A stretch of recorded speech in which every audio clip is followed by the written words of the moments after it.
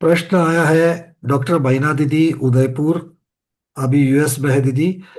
आपने एक फोटोग्राफ भेजा है, वहां पर नीचे टिप्पण में जो दिया रहता है, 1 2 3 4 ऐसे संदर्भ, और उसके साथ में ल म स ग एद उद्दे सदो भनिया व म स ग किम्पी गहव, इन सब अक्षरों से क्या तात्पर्य है, ये आपने पूछा है। तो मैंने पहले बताया था कि राजचंद्र जी की ये जो पुस्तक है, इस पुस्तक में हर एक पेज के ऊपर जहां जहां पर प्राकृत की गाथा है, उस प्राकृत गाथा में क्या कोई पाठभेद मिल जाता है। पाठभेद का अर्थ क्या होता है? अब देखो, ये प्राकृत की गाथा कहाँ से मिल गई, कहाँ से आ गई? शिवचंद्र महाराज के पास परंपरा से कई भुजपत्र ताड़पत्र तब किसी के ऊपर तो लेख करके आई होगी। ऐसे ही कोई प्रति दूसरे परंपराओं से किसी मुनिराज को मिली होगी, किसी और तीसरे को मिली होगी, और किसी चौथे को मिली होगी। तो वह अपनी अपनी परंपराओं में ये प्रतियां आगे चलती है। भुजपत्र ताड़पत्र से लेकर के कई ताम्रपत्र के ऊपर, कई शिलालेख के ऊपर, कई कागजों के ऊपर बढ़ते बढ़ते बढ़ते आगे आ गई। तो जब ये आगे आ गई तो 20वीं शताब्दी में जब जाकर के इसका संकलन हुआ अलग अलग जगह पर, तो डॉक्टर ए एन उपाध्याय जो है, इन्होंने ये अलग अलग जगह से अलग अलग प्रतियां खोज निकाली। मतलब उनके पास उनको प्राप्त हो गई है, उन्होंने खोज की, ऐसी जरूरत नहीं है बोलने के लिए, किंतु उनको जो प्राप्त हुई, तो कहीं पर किसी प्रति का नाम उन्होंने अप्रति, किसी का ब प्रति, क प्रति, च प्रति, इस प्रकार से उन्होंने उसको नाम दिए। अब यहां पर कई कई शब्दों में फर्क होता है। एक तो प्राकृत अलग अलग होती है, शौरसेनी प्राकृत है, महाराष्ट्री प्राकृति है। तो अलग अलग प्राकृत में अलग अलग शब्दों में कोई अक्षरों में फर्क पड़ता है। जैसे तिहु वनिंद और तिहु अनिंद, तो व की जगह पर अ आ गया, अ की जगह पर व आया। तो ऐसे कई कई पाठभेद मिल जाते हैं। तो ऐसे पाठभेद अलग अलग, अगर मान लीजिए उपाध्याय जी को 5 प्रतियां मिली है, और 5 प्रतियों में से 3 प्रतियों में तिहु वनिंद है और 2 प्रति में तिहु अनिंद है, तो उन्होंने अपना पाठ क्या रखा? उन्होंने तिहु वनिंद ऐसा पाठ अपने किताब में रखा, और नीचे बता दिया भैया आप एकांत में ना रहे, हमें प्राप्त हुई 2 प्रतियां, उनके नंबर ये है, कई क है कई ख है, और इसमें तिहु अनिंद शब्द मिला है। समझ में आ रही बात? टिप्पण देते हैं नीचे, जहां पर एक से ज्यादा इंफॉर्मेशन मिलती है तो वहां पर टिप्पण दी जाती है नीचे। तो ऐसी ही टिप्पण ये हर एक पेज के नीचे दी जाती है। और इसको कैसे अंकित किया जाता है? तो मूल गाथा जहां पर होती है वहां पर अंक 1, अंक 2, इस प्रकार से वहां पर रेफरेंस मार्क किया जाता है। और 1 का अर्थ क्या है, 2 का अर्थ क्या है, कहीं स्टार की तक क्या होता है, तो स्टार का अर्थ क्या है, ऐसा लिखते हैं। आप हमारी पीडीएफ में भी इसी प्रकार से पाओगे, जो गवर्नमेंट सार की वगैरह जो पीडीएफ आपको दी गई थी, तो कई कई जगह पर हमने संदर्भ देने के लिए ऐसे अंकन किया है। और ये इस एक पद्धति है, जब भी कोई ग्रंथ बनता है, नोट्स बनते हैं, तो ये एक पद्धति है। डॉक्टर बैनर दीदी, आपके प्रश्न का उत्तर आपको शायद मिल गया होगा। तो ये मुख्यतः से संदर्भ है। ठीक है, चलिए। स्मिता दोषी दीदी फल्टन से वही प्रश्न आपने किया है। विरत शब्द 5वें में, 6ठे में और 7वें में आता है, तो क्यों विरत शब्द को मध्य दीपक ना कहा जाए?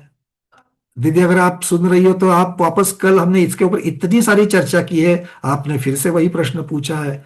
तो मैं ये ऐसा मान करके चलता हूँ कि शायद आपने उसको सुना ना हो, या फिर कुछ तो गड़बड़ी हुई है। सविरत शब्द का अर्थ एक नहीं लेते हैं, देश विरत का अर्थ अलग होता है, और प्रमत्त विरत अप्रमत्त विरत के अर्थ के विरत अलग होते हैं। वहां पर सकल संयम की अपेक्षा से है, ये देश संयम की अपेक्षा से है। तो इसको एक सैसा अर्थ नहीं लिया जा सकता है। कृपया कल की वीडियो और डिटेल्स पे देखें। उसके बाद में है रूबी दीदी देहरादून से, अगर आप जुड़ चुके हैं तो सुन लीजिएगा। हम कई तरह की काल गणना को पढ़ते हैं, जैसे वीर संवत, विक्रम संवत, ईसवी सन, शक संवत आदि आदि। तो हम काल गणना कैसे करें, अर्थात कौन से संवत को लेकर के काल गणना करें?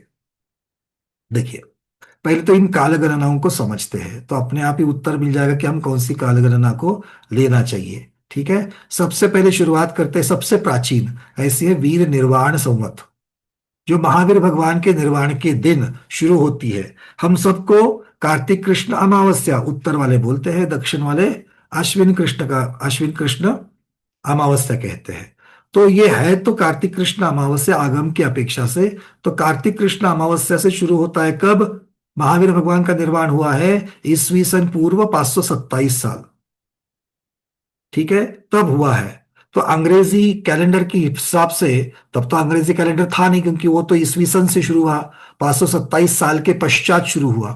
किंतु अगर हम ईसवी सन जैसे आज हम लोग निकाल लेते हैं कि भाई आज कितनी तारीख है, आज 17 अक्टूबर है, सोमवार है। तो अगर इस तरीके से अगर आप पीछे जाओगे तो ऐसा प्रतीत होता है कि 7 अक्टूबर, 7 अक्टूबर ईसा पूर्व 527, इस वर्ष में या इस दिन महावीर भगवान का निर्वाण हुआ है, 7 अक्टूबर। तो वो जो कार्तिक कृष्ण अमावस्या थी वो 7 अक्टूबर थी, बट ये ईसा की शताब्दी के 527 वर्ष पूर्व है। तो ये वीर निर्वाण संवत महावीर भगवान के निर्वाण से शुरू हो गया है। तो जैनागम में हम लोग इसी को मानते हैं, वीर निर्वाण संवत को, मुख्यता से, प्रधानता से। हम लोग जब भी अब आगे स्वाध्यायी है तो हमें वीर निर्वाण संवत बोलने की आदत होनी चाहिए। अभी कौन सा वीर निर्वाण संवत चल रहा है? कौन बताएगा? वीर निर्वाण संवत कौन सा चल रहा है अभी? हेमांगी दीदी। 2552। 2552, बहुत बढ़िया। तो जो 2025 है उसमें 527 को मिलाने से आपको ये संख्या प्राप्त हो जाएगी। अभी 2552, और ये बदलता कब है? कार्तिक कृष्ण अमावस्या को ये बदलता है। ये हुआ वीर निर्वाण संवत। दूसरा है विक्रम संवत।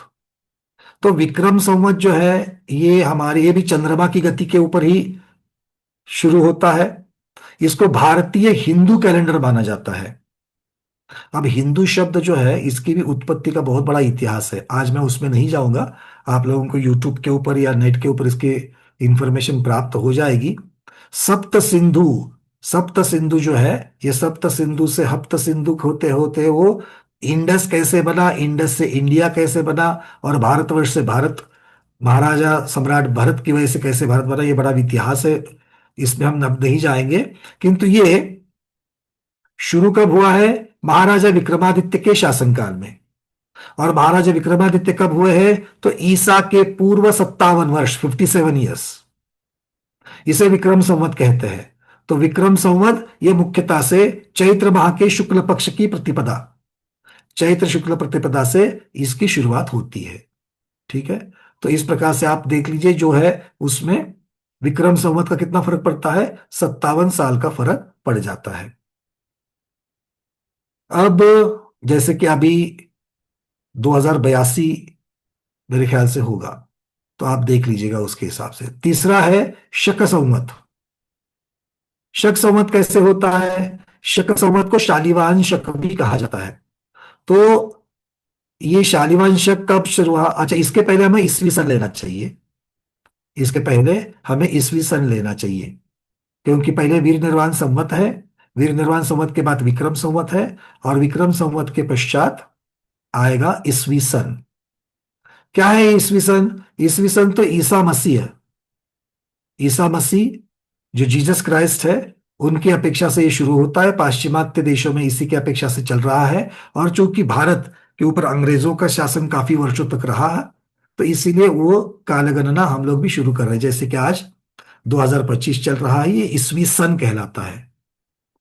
ये तीसरा कैलेंडर हो गया। चौथा कैलेंडर इसके बाद शुरू हो गया, कब? ईसवी सन 78, ईसवी सन के बाद 78 साल के पश्चात ये शक कैलेंडर शुरू हुआ, जिसे शालिवाहन शक भी कहा जाता है। ये कुषाण राजा, जो कुषाण राजा कनिष्क हुए हैं, उनके राज्याभिषेक से इसको जोड़ा जाता है, ठीक है। तो इसका प्रयोग जो है ये भी एक ऐतिहासिक हिंदू कैलेंडर ही माना जाता है। इसको अधिकतर तौर पर 1957 में भारत में अपनाया गया था। तो ये शालिवाहन शक है। तो कहीं पर आपको इतिहास आदि में शक इसकी अपेक्षा से भी आपको कालगणना मिलती है।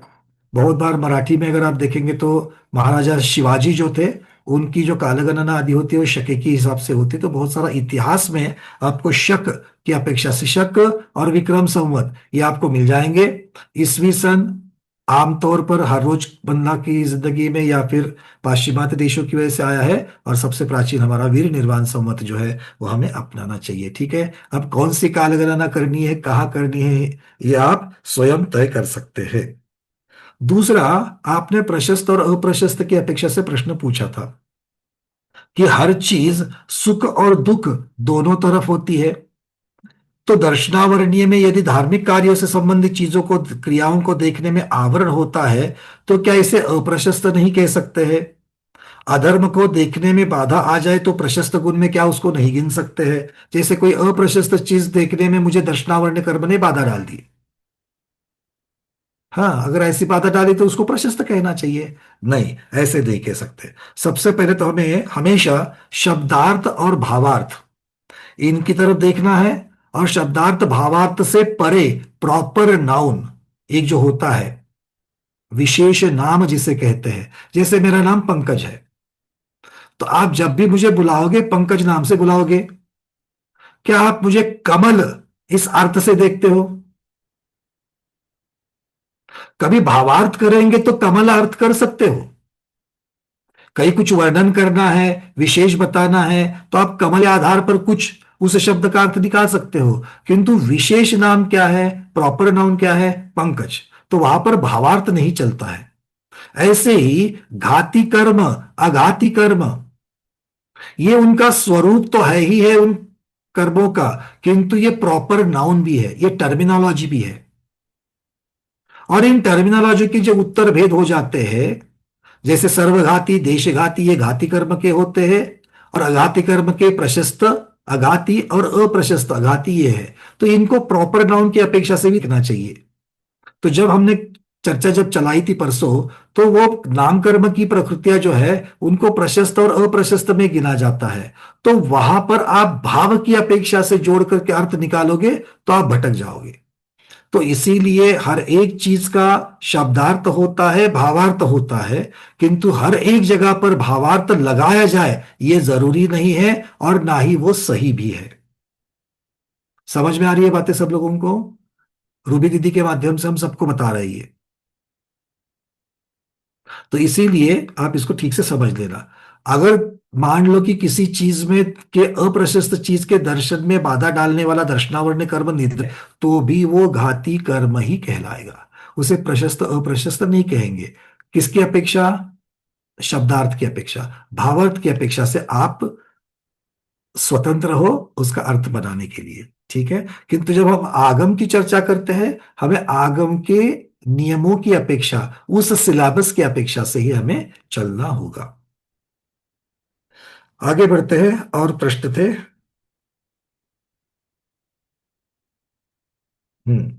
प्रतिभा जैन दीदी भीलवाड़ा से पूछती है, जीवकान ग्रंथराज का स्वाध्याय तो हमने शुरू किया है, आपके वीडियोस देखकर ही पढ़ रहे हैं। एक शंका है कि अक्षर ज्ञान के आगे क्रम से एक एक अक्षर की वृद्धि करते रहने पर 1634 करोड़ 83 लाख 7,888 अक्षर का एक पदज्ञान होता है। इससे एक कम अक्षर तक अक्षर समास होगा और फिर पदज्ञान होगा। फिर पदज्ञान में एक एक की वृद्धि करें तो आगे आगे आगे आगे उतने उतने पद उन अक्षरों से बनते जाएंगे। तो संख्यात हजार पद ज्ञान कैसे होंगे, क्योंकि पद ज्ञान की संख्या तो नियत है। हाँ, अब यहां पर संख्यात हजार पद ज्ञान, इस शब्द का आपको अर्थ करना है। ठीक है। 100 शत, अगर मैं ऐसे कहूंगा तो अर्थ क्या होगा? 100 बार शत, अर्थात 100 को लेना है, यह अर्थ होता है। वैसे ही यहां पर संख्यात हजार पद, इसका अर्थ क्या होगा? एक पद में इतने इतने अक्षरों की संख्या। इसलिए हमको संख्यात हजार बार पद लेना है, मतलब उस पद के अक्षर की संख्या को संख्यात हजार से गुना करना है। अब संख्यात हजार कितना होता है? ये एक रेंज है। संख्यात शब्द संख्याएं जहां तक की होती है उसमें से कोई भी एक लिख सकते हैं। 2 भी आएगा, 10 भी आएगा, 50 भी आएगा, 500 भी आएगा, 5 करोड़ भी आएगा, 5 अब्ज भी आएगा, 5 लाख अब्ज भी आएगा, कुछ भी आ सकता है। उस संख्या से पद के अक्षर की संख्या को गुना करने पर उतने संख्यात हजार पद हो जाएंगे। ये इसका अर्थ है, इसको आपको समझना है। मेरे ख्याल से आप समझ में आएगा, फिर भी अगर नहीं तो आप लोग फिर से प्रश्न भेज सकते हैं। ठीक है, तो प्रश्नों के उत्तर मैं यहां पर इसलिए देता हूं ताकि आप लोगों को भी इसका फायदा मिल सके। आगे बढ़े भव्य मार्गना की तरफ। आज थोड़ा इंटरनेट आगे पीछे कर रहा है, तो हो सकता है कि वीडियो अपडेशन होने में थोड़ा सा समय लगे, किंतु आपको आवाज तो बराबर से आ रही है, क्या आवाज में भी दिक्कत आ रही है? मेरे ख्याल से आवाज बराबर आ रही है। ठीक है, चलिए आगे बढ़ते हैं। अब थोड़ा सा हम भव्य मार्गना की तरफ चलते हैं। कल अनुप्रेक्षा की गाथाओं में, गाथा का जब शिवचंद्र स्वामी ने जब उसका अर्थ किया था संस्कृत में, तो उन्होंने 5 प्रकार के संसार कहे थे, जिसमें से पहला संसार है द्रव्य संसार। उस द्रव्य संसार की चर्चा हम लोग करेंगे। द्रव्य संसार के दो भेद होते हैं, नो कर्म और कर्म। क्यों? क्योंकि द्रव्य संसार जो है उसे पुद्गल संसार भी कहा जाता है, और संसार को क्या कहते हैं? परावर्तन भी कहते हैं। अर्थात इसे पुद्गल परावर्तन कहो, द्रव्य परावर्तन कहो, अर्थ इनके एक ही माने जाएंगे।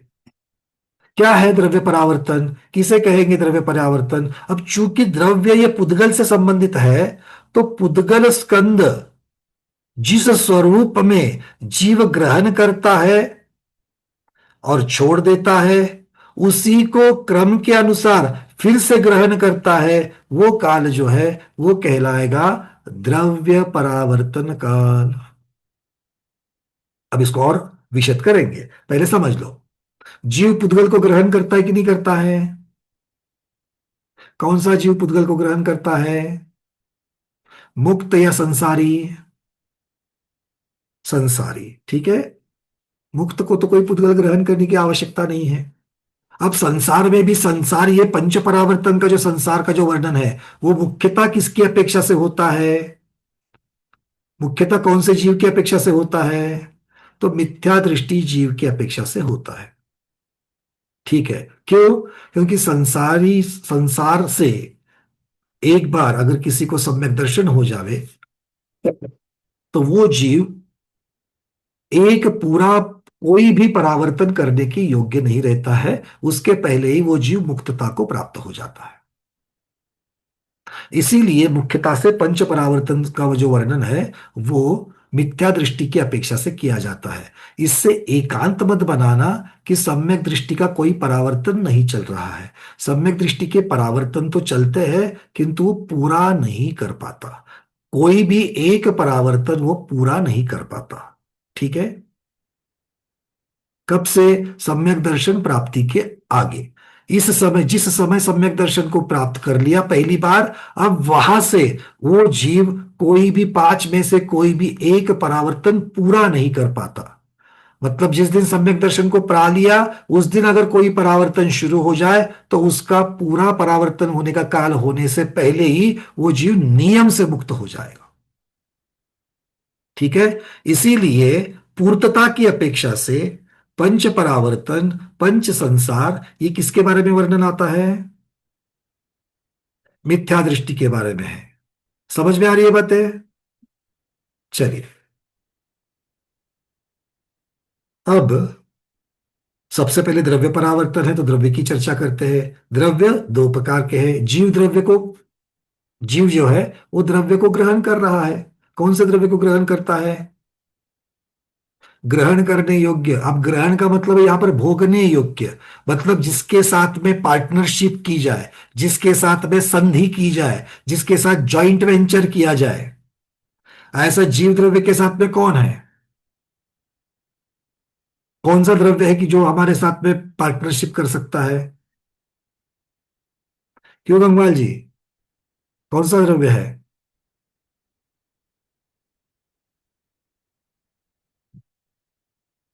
जल्दी जल्दी अनम्यूट करिए। उद्गल द्रव्य। क्यों भाई, पुद्गल द्रव्य ही क्यों? बाकी के द्रव्य क्यों नहीं कह रहे आप? वो साथ में नहीं रहते ना। उसके साथ में उसके तो है, हम सब आकाश द्रव्य में ही तो है। आकाश आकाश द्रव्य के आकाश सुनिए। आकाश द्रव्य में है, लेकिन आकाश द्रव्य जीव से जुड़ा हुआ नहीं है। आकाश द्रव्य में हम है। हाँ, तो मतलब आकाश द्रव्य के साथ में आपकी पार्टनरशिप नहीं है, मतलब उसके साथ रहते तो है, किंतु पार्टनरशिप नहीं है। हम्म। धर्म द्रव्य के साथ रहते हैं तो भी पार्टनरशिप नहीं है। क्योंकि पुद्गल जीव द्रव्य क्या एक एक वैभाविक आत्म जीव से जुड़ा प्रदेश। हुआ है ना पुद्गल द्रव्य। सुनिए, पहले हमारी बात तो सुनिए, हम क्या हम्म, पूछ रहे हैं। जीव द्रव्य का एक आत्म प्रदेश हम्म, उसी आकाश के प्रदेश के ऊपर है, जिस आकाश के प्रदेश के ऊपर कालानु भी है, धर्म द्रव्य का भी प्रदेश है, अधर्म अच्छा द्रव्य जी। का भी प्रदेश है, और पुद्गल द्रव्य का भी प्रदेश है। तो साथ रहने की बात अगर आप गंगवाल जी करते हो, तो जीव द्रव्य तो बाकी सभी द्रव्यों के साथ रह रहा है। सभी द्रव्य के साथ रह रहा है लेकिन सभी द्रव्य से जुड़ा हुआ नहीं है। मतलब क्या, अब जुड़ने की बात मतलब क्या है? कैसे आप कहते हो कि जुड़ा हुआ नहीं है? क्योंकि पुद्गल और जीव द्रव्य जुड़े हुए हैं, इसके लिए वो संसार में है। अरे जुड़े हुए संसार मतलब क्या है? अब है तो सब एक जगह पर, एक क्षेत्रावगाही है। तो जुड़ना मतलब क्या है? आपको क्या कहना है, जुड़ना मतलब क्या कहना है?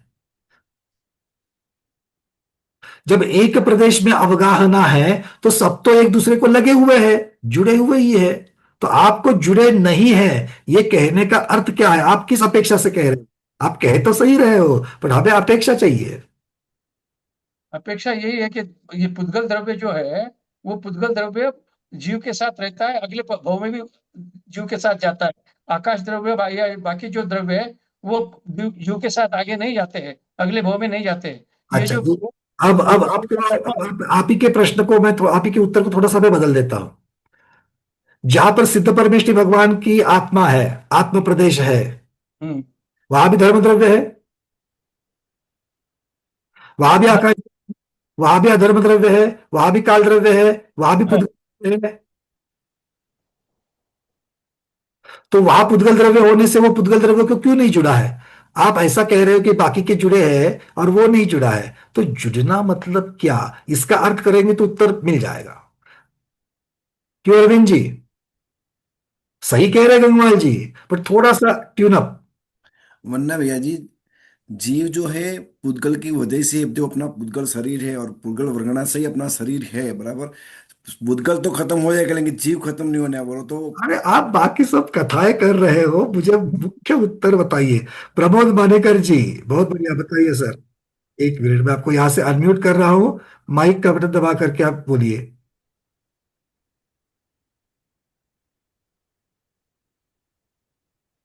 नहीं सर, अनम्यूट नहीं हुआ, ठीक से अनम्यूट कर लीजिए एक बार, कभी कभी समय लगता है।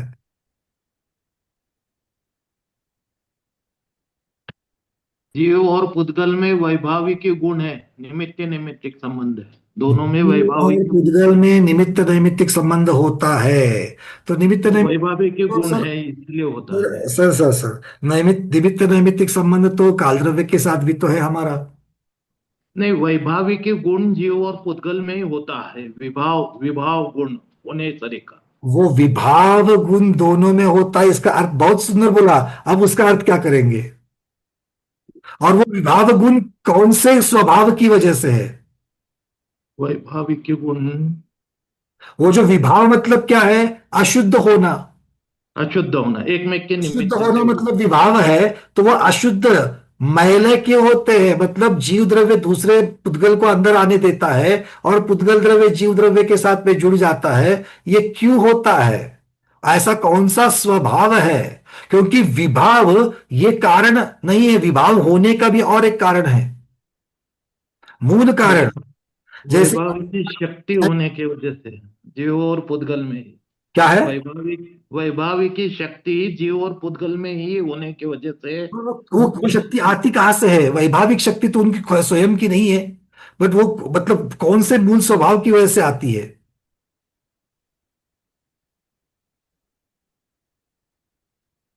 यहाँ पर अभी चैट में मेरे ख्याल था एक वीर्य जोशी शक्ति जी का ने उत्तर दिया था। विभाव, वीर्य शक्ति की वजह से। नहीं देखो, एक है कि क्रियावती शक्ति और निष्क्रिय होना, ये दो चीजें होती है, हाँ, क्रियावती शक्ति, ओके। एक साथ रहते हैं। अब इसको थोड़ा सा मैं सामान्य भाषा में अगर बोलो, अभी तक आगम की भाषा हम सब लोगों ने कॉपी करी है कि नहीं? ये विभाव, स्वभाव, क्रियावती, निष्क्रिय, हमारे बहुत सारे स्वाध्यायी बोल रहे भैया आप लोगों का चलने दो, ठीक है? ऐसा नहीं है। तो मुख्यतः से अगर मैं कहूं,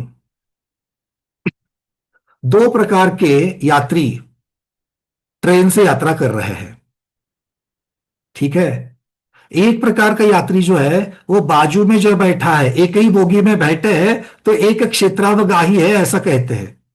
एक ही बोगी में बैठे हैं दो यात्री ट्रेन की, वो दोनों आपस में बातें करते करते करते करते 2 घंटे का समय निकाल लेते हैं। और बाजू में एक यात्री बैठा है, वो भी वहीं पर बाजू में बैठा है, किंतु वो बिल्कुल भी इनके संभाषण में बातचीत में भाग नहीं लेता। वो अपना अपना किताब पढ़ रहा है, शांत है। सिर्फ उदाहरण दे रहा हूं, उदाहरण को उदाहरण में रख देना, इसको डायरेक्ट द्रव्य के ऊपर अप्लाई मत करना। क्या हो गया? एक में क्रियावती शक्ति है, मतलब दूसरे के साथ में जुड़ने की, दूसरे के साथ मिलने का स्वभाव है। और तीसरा जो था, उसका दूसरे के साथ मिलने का स्वभाव नहीं था, वो निष्क्रिय था। वो तटस्थता से सब इनकी तरफ देख रहा था। सहभागिता तो है, वहां तो है, उपस्थित तो है, किंतु वो क्रिया में भाग नहीं ले रहा है, इसलिए जुड़ता नहीं है। समझ में आ रही है बातें? क्लियर हो रहा है?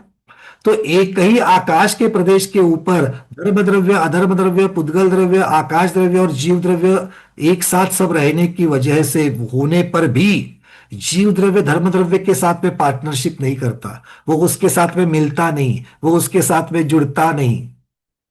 क्यों? क्योंकि धर्म द्रव्य, अधर्म द्रव्य और आकाश द्रव्य और काल द्रव्य ये निष्क्रिय है, वो बातें नहीं करते हैं, वो सिर्फ उपस्थित रहते हैं। जुड़ते कौन है? जीव और पुद्गल। ठीक है। जैसे कि अभी यहां पर स्वाध्यायों ने कहा था, ये जुड़ना उनका स्वभाव नहीं है, ये विभाव है, बट होता तो है। आ रही बातें समझ में? तो इसीलिए पुद्गल को कौन ग्रहण कर रहा है? वापस आ जाओ परावर्तन में। पुद्गल को कौन ग्रहण कर रहा है? धर्म द्रव्य, अधर्म द्रव्य नहीं, जीव द्रव्य ही करेगा, क्योंकि वो दोनों की ही पार्टनरशिप बनती है। क्यों बनती है? सारी चीजें हो गई, सबको समझ में आ गई?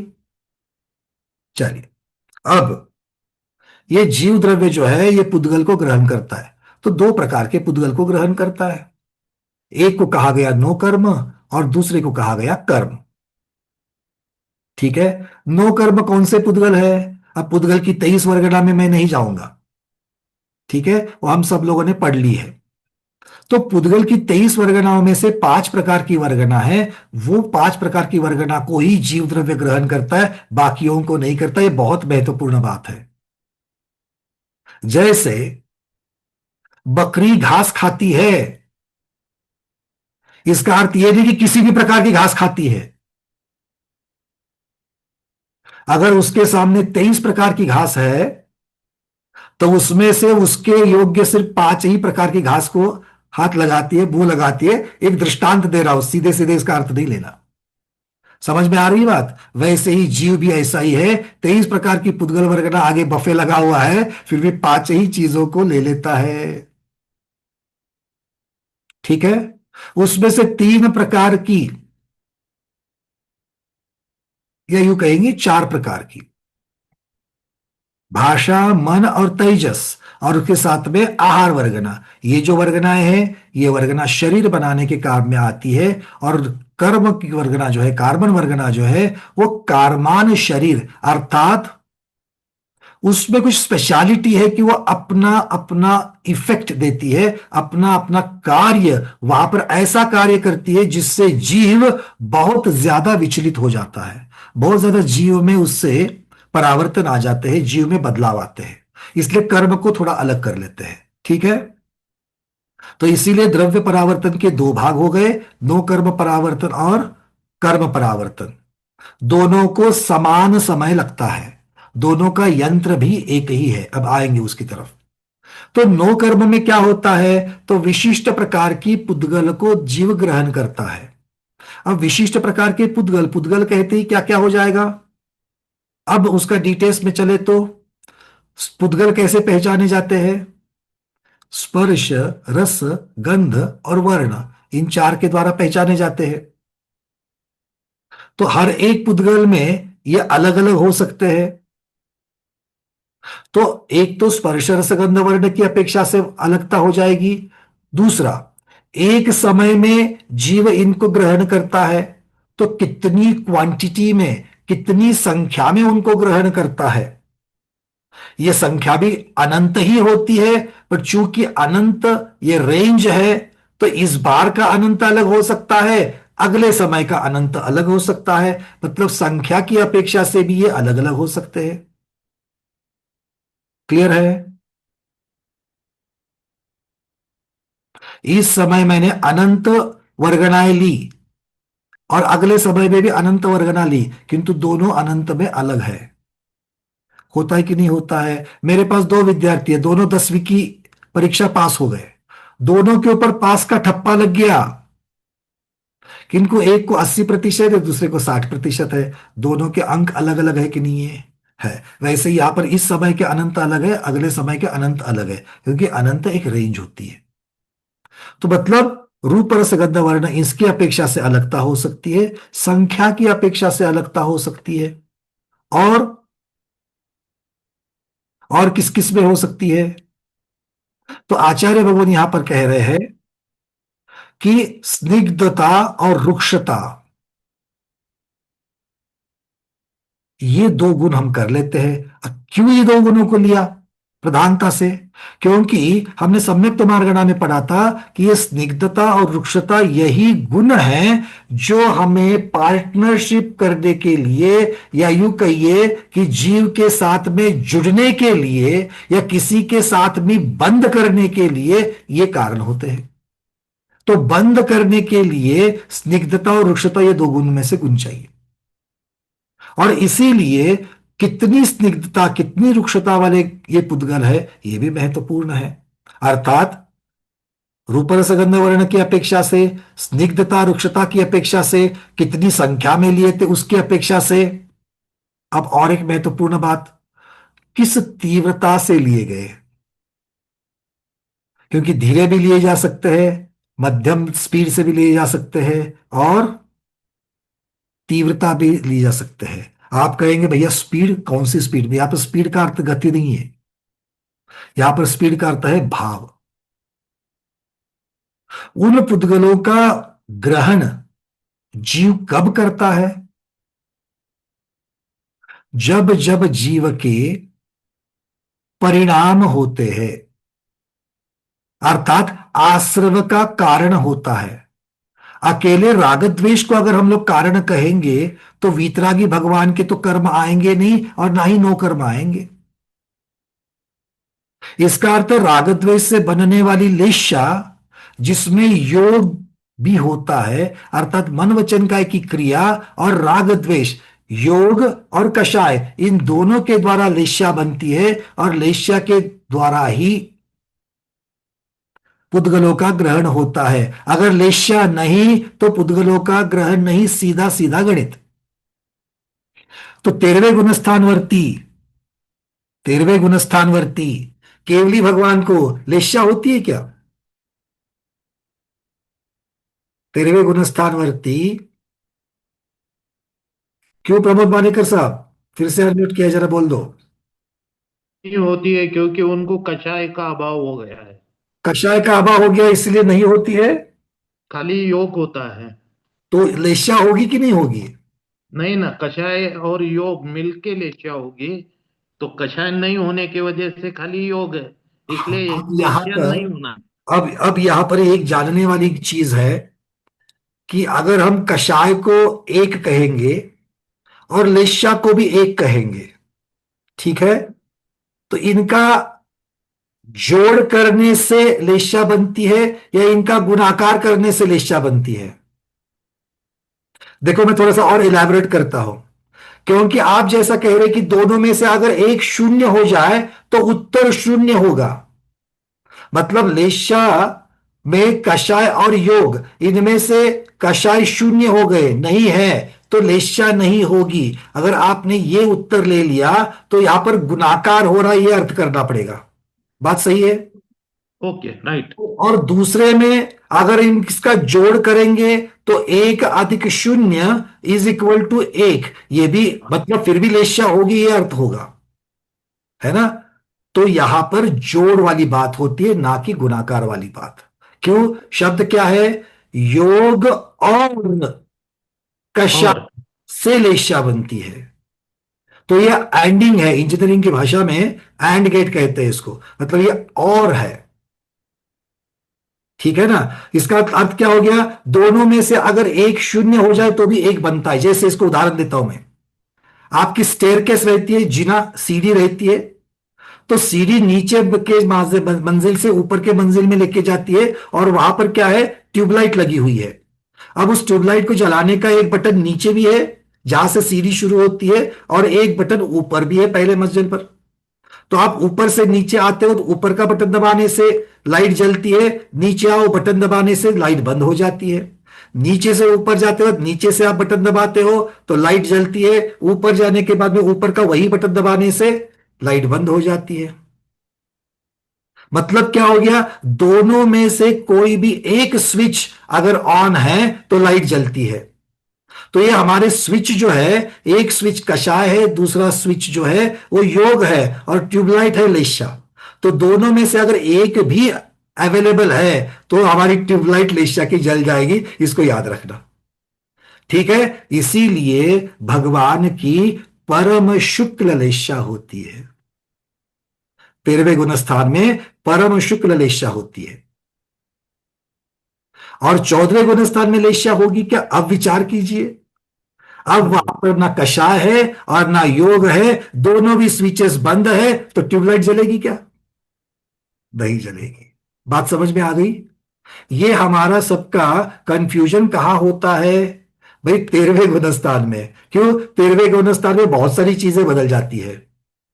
13वें गुणस्थान में संगी असंगीपना मानेंगे कि नहीं मानेंगे, भव्य अभव्य मानेंगे कि नहीं मानेंगे, है कि नहीं है, और लेशा मानेंगे कि नहीं मानेंगे, तो इसके उत्तर अलग अलग आते हैं। तो यहां पर रटने से ज्यादा हम अगर उनके कारणों की मीमांसा करें तो हम कभी नहीं भूलेंगे।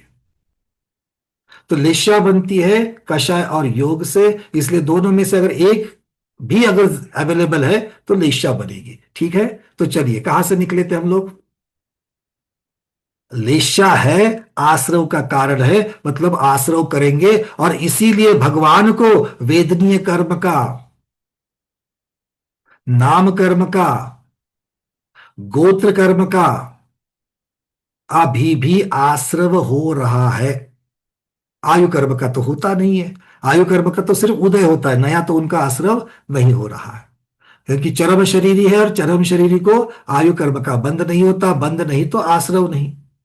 तो यहां पर लेश्या से क्या होगा, आघाती कर्म जो 3 है उनका आश्रय होते रहेगा, कब तक, 13वें गुणस्थान के अंत तक। 14वें गुणस्थान में जाते ही लेश्या नहीं, क्योंकि योग भी नहीं, कषाय भी नहीं, दोनों बटन बंद, ट्यूबलाइट बंद, और आश्रव के कारण लेश्या, इसकी समाप्ति की वजह से आश्रव नहीं, इसलिए कोई भी कर्म का बंध 14वें गुणस्थान में नहीं होगा। चलिए बहुत बढ़िया। अब इसका मतलब क्या है कि यहां पर इनकी चर्चा नहीं है यहां पर, क्योंकि सम्यक दृष्टि की अपेक्षा से यहां वर्णन करना ही नहीं है, ये हमने पहले ही देख लिया है। करना तो मिथ्या दृष्टि की अपेक्षा से है, और मिथ्या दृष्टि तो प्रति समय आश्रव कर ही रहा है, कर ही रहा है, कर ही रहा है। क्यों, क्योंकि उसके मन वचन का की क्रियाएं प्रति समय चल रही है, और उसकी लेश्या भी है। कैसी होती है लेश्या मिथ्या दृष्टि की, मिथ्या दृष्टि की लेश्या कैसी होती है, कौन बताएगा जल्दी से जल्दी, सुरेश भाई साहब। आज जरा पुरुषों ने बाजी मारी है, जल्दी जल्दी हाथ ऊपर कर रहे हैं, बढ़िया। हाँ भाई, सुरेश पहाड़ी जी बोलिए।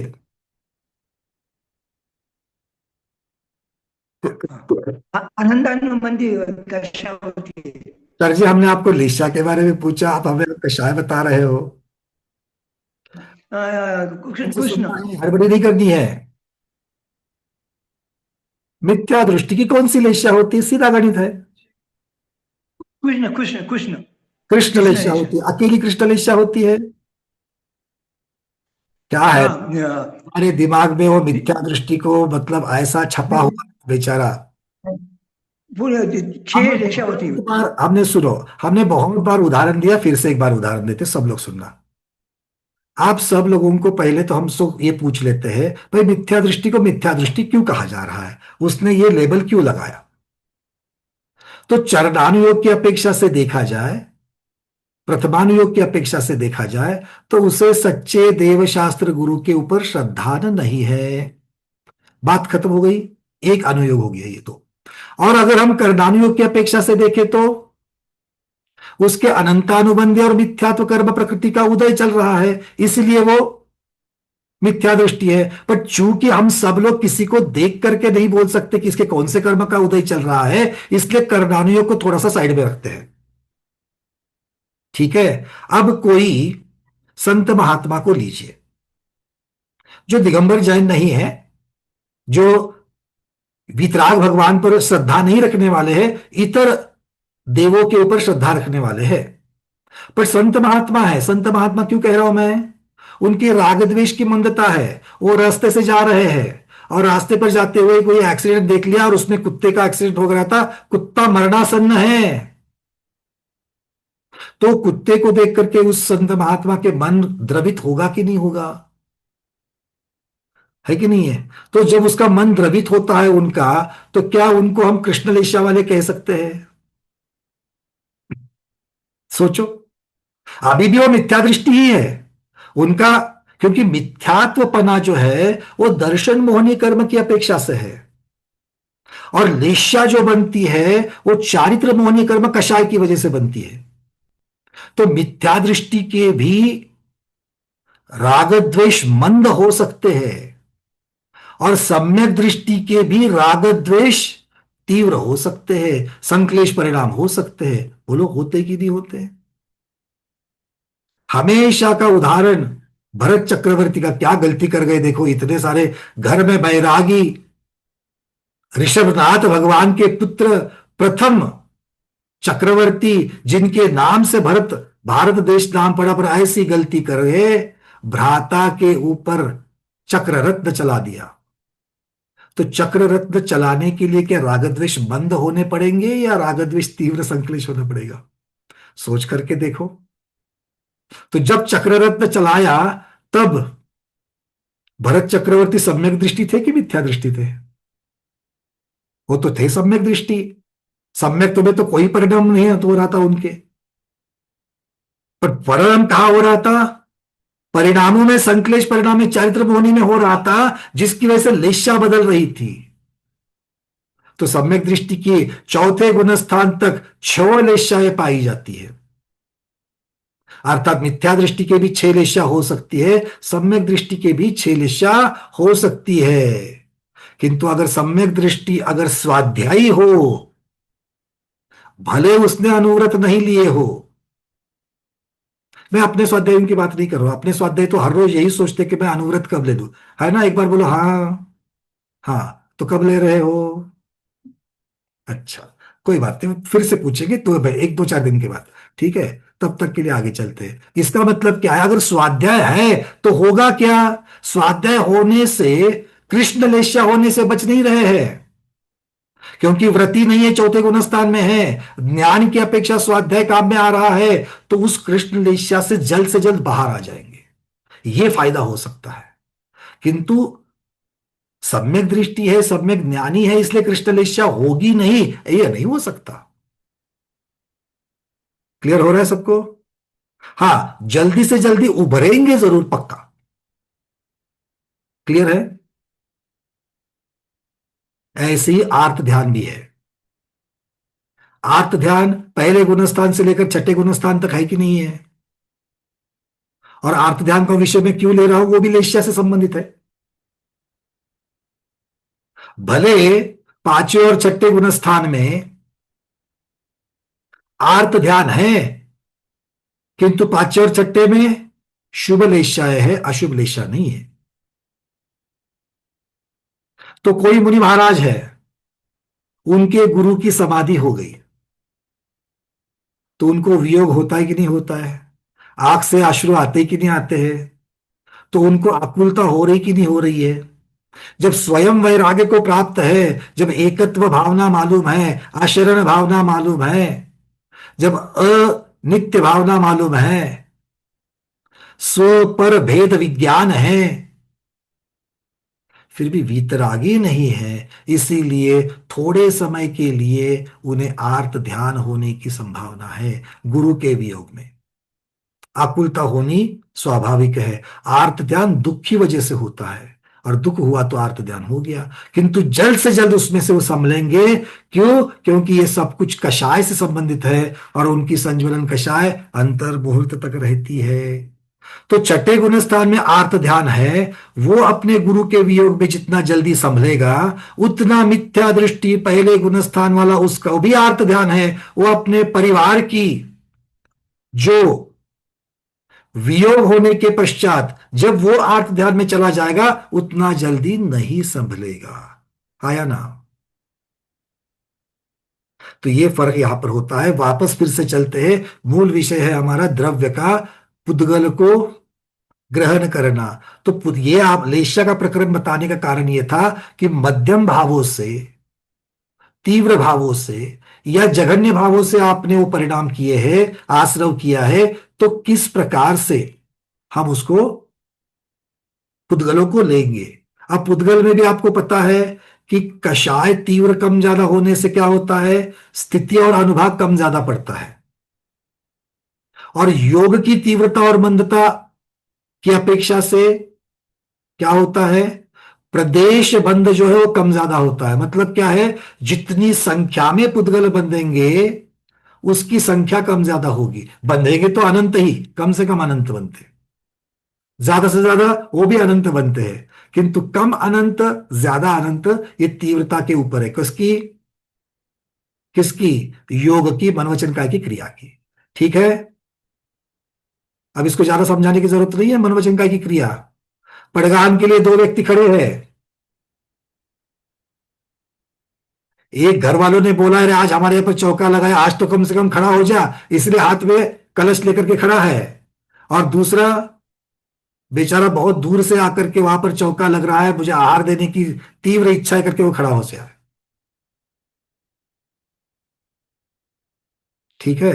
नहीं दीदी, अब रूबी दीदी पूछ रही कि लेश्या का अर्थ स्पीड समझ सकते क्या? नहीं, लेश्या का अर्थ स्पीड नहीं, क्योंकि लेश्या परिणाम है, लेश्या फल है। भावों की तीव्रता जो है वो स्पीड कह सकते हो। ठीक है, चलिए। भावों की तीव्रता ये कषाय की तीव्रता हो गई, और योग की तीव्रता मनवचन काय की क्रिया की तीव्रता हो और मंदता हो गई। चलिए, तो हम लोगों ने क्या क्या देखा कि जो नो कर्म वर्गणा है, जो पुद्गल है, उनको रूप रसगंध वर्ण स्निग्ध रुक्ष आदि गुणों के साथ कितनी संख्या में और तीव्र मंद भाव, इन सबके साथ में इन सभी पैरामीटर्स को लगा करके जीव ने जिस तरीके से इस प्रथम समय में, किसके प्रथम समय में, परावर्तन के प्रथम समय में उसको ग्रहण किया है, वैसे ही पुद्गल, वैसे ही मतलब उसी स्पर्श रसगंध वर्ण, उसी स्निग्धता, उसी रुक्षता के साथ, उसी संख्या में और उन्हीं तीव्र मंद भावों के साथ में जब फिर से ग्रहण किए जावे, तो दोनों ग्रहण करने के बीच का जो कालावधि है उसे द्रव्य परावर्तन कहते हैं। तो पहली बात तो यह है कि संसार या परावर्तन ये कालावधि का नाम है। कितना काल लगता है उसे उतना परावर्तन या उस परावर्तन का काल कहते हैं। ठीक है, अब इसमें दो कर दिए, एक कर्म परावर्तन, एक नो कर्म परावर्तन। तो नो कर्म में शरीर को लगने वाली चीजें, और कर्म परावर्तन में कर्म पदगल वर्गना, इन दोनों को सिर्फ फर्क होगा, बाकी सब सेम है। अब और एक फर्क दोनों में होता है, क्या होता है? अब चूंकि जीव इन वर्गणाओं को ग्रहण करने के पश्चात थोड़े समय के लिए रखता है, उसके बाद में उनको छोड़ देता है। हाँ या ना? आप लोग भी बैंक में एफडी रखते हो थोड़े समय के लिए ना, 1 बरस, 2 बरस, 3 बरस, 5 बरस, 10 बरस, वो फिर से मैच्योर होती, फिर से जा सकते हो। वैसे ये भी ऐसा ही है, पर दोनों में फर्क है। क्या है? तो नौकर्म वर्गणाओं का जब जिन जो जीव जो ग्रहण करता है, उसके अगले समय से उसकी निर्जरा शुरू होती है, उसमें कोई आबादा काल नहीं होता। किंतु कर्म को जब ग्रहण करता है, तब कर्म ग्रहण करने के बाद कोई भी कर्म हो, उसको ग्रहण करने के पश्चात थोड़े समय के लिए वो निद्रिस्त रहते हैं, अपनी बोली भाषा में कहेंगे सोते हैं, अपना फल नहीं देते।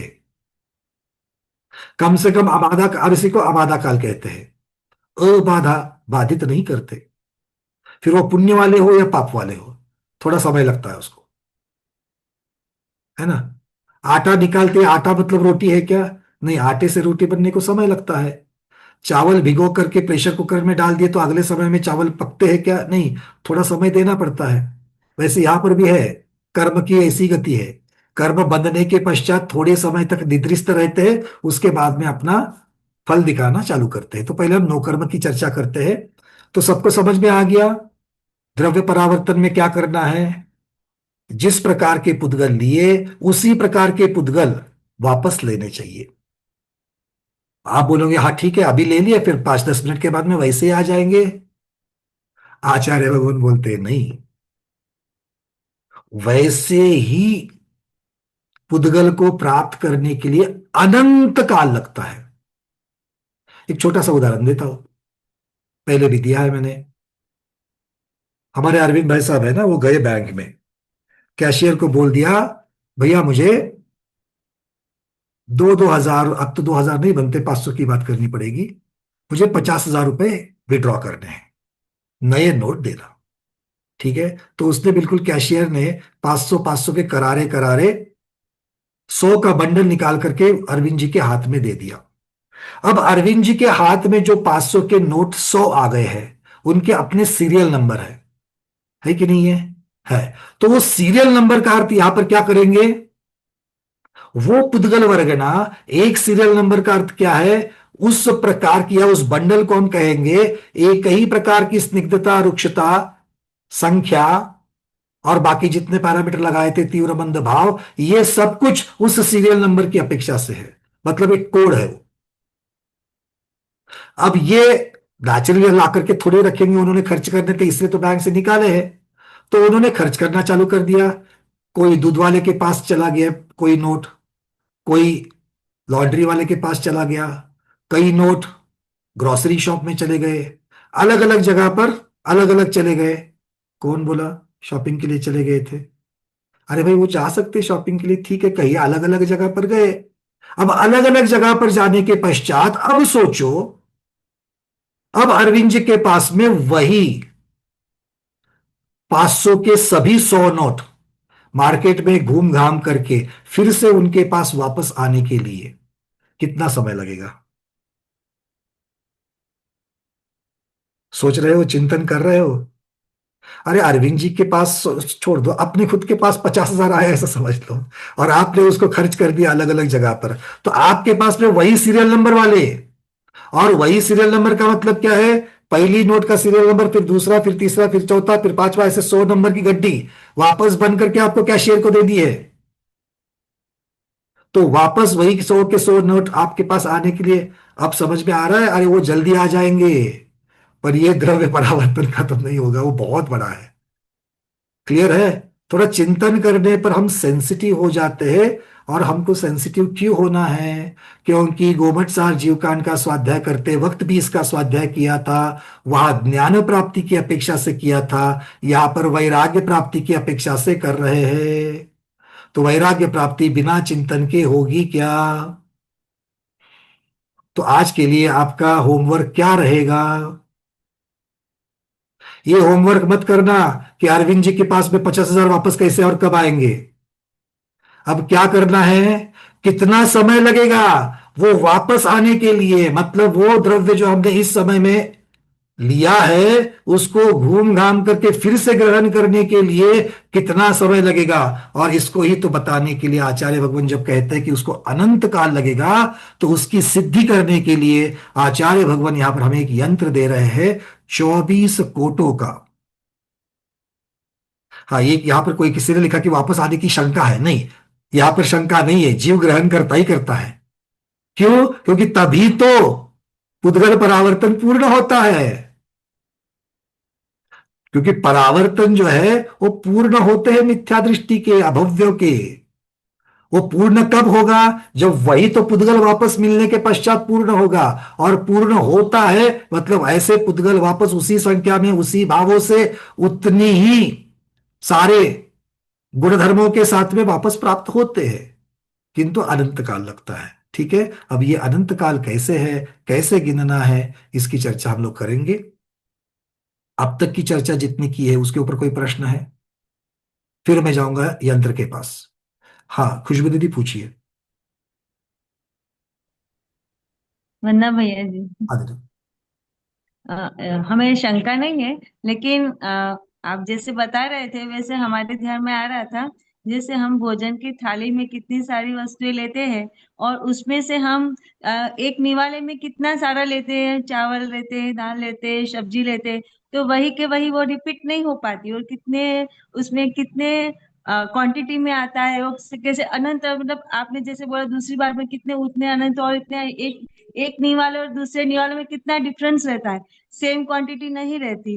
मतलब हमें मतलब वो समझ में आ रहा था, उसके वो हम जब लेते हैं तो हमारे लेशा हम लोग हमारे भाव कैसे अलग अलग रहते हैं, तो उस हिसाब से मुझे ये उदाहरण मतलब ध्यान में आ रहा था बहुत सुंदर कि उदाहरण आपने रखा अपने रोजमर्रा की जिंदगी का।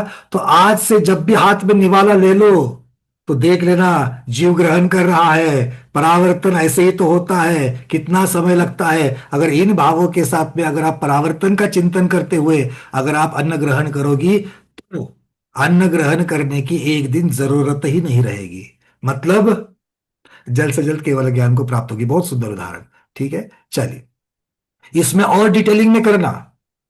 अभी तो आपने ग्रहण किया है, अब जब यंत्र देखोगे तो ग्रहण करके छोड़ दिया है, ऐसी वही करना है। वो वो अग्रहित जितना जितना ग्रहण किया उतना एक ही टाइम में तो मल विसर्जन में नहीं निकलेगा, लेकिन सबका अलग अलग पीरियड रहता है। वही सब आप जो बोल रहे थे वही समझ में आ रहा था कि जैसे वो स्थिति कितनी अलग अलग रहती है, सभी सभी चीज बस अंदर रहती है, तो उसका विसर्जन भी अलग अलग टाइम में अलग अलग रहता है। बढ़िया, बहुत बढ़िया। इसका अर्थ ये है कि इसी प्रकार का हमें चिंतन करना है, और ये चिंतन करना ही संसार अनुप्रेक्षा है।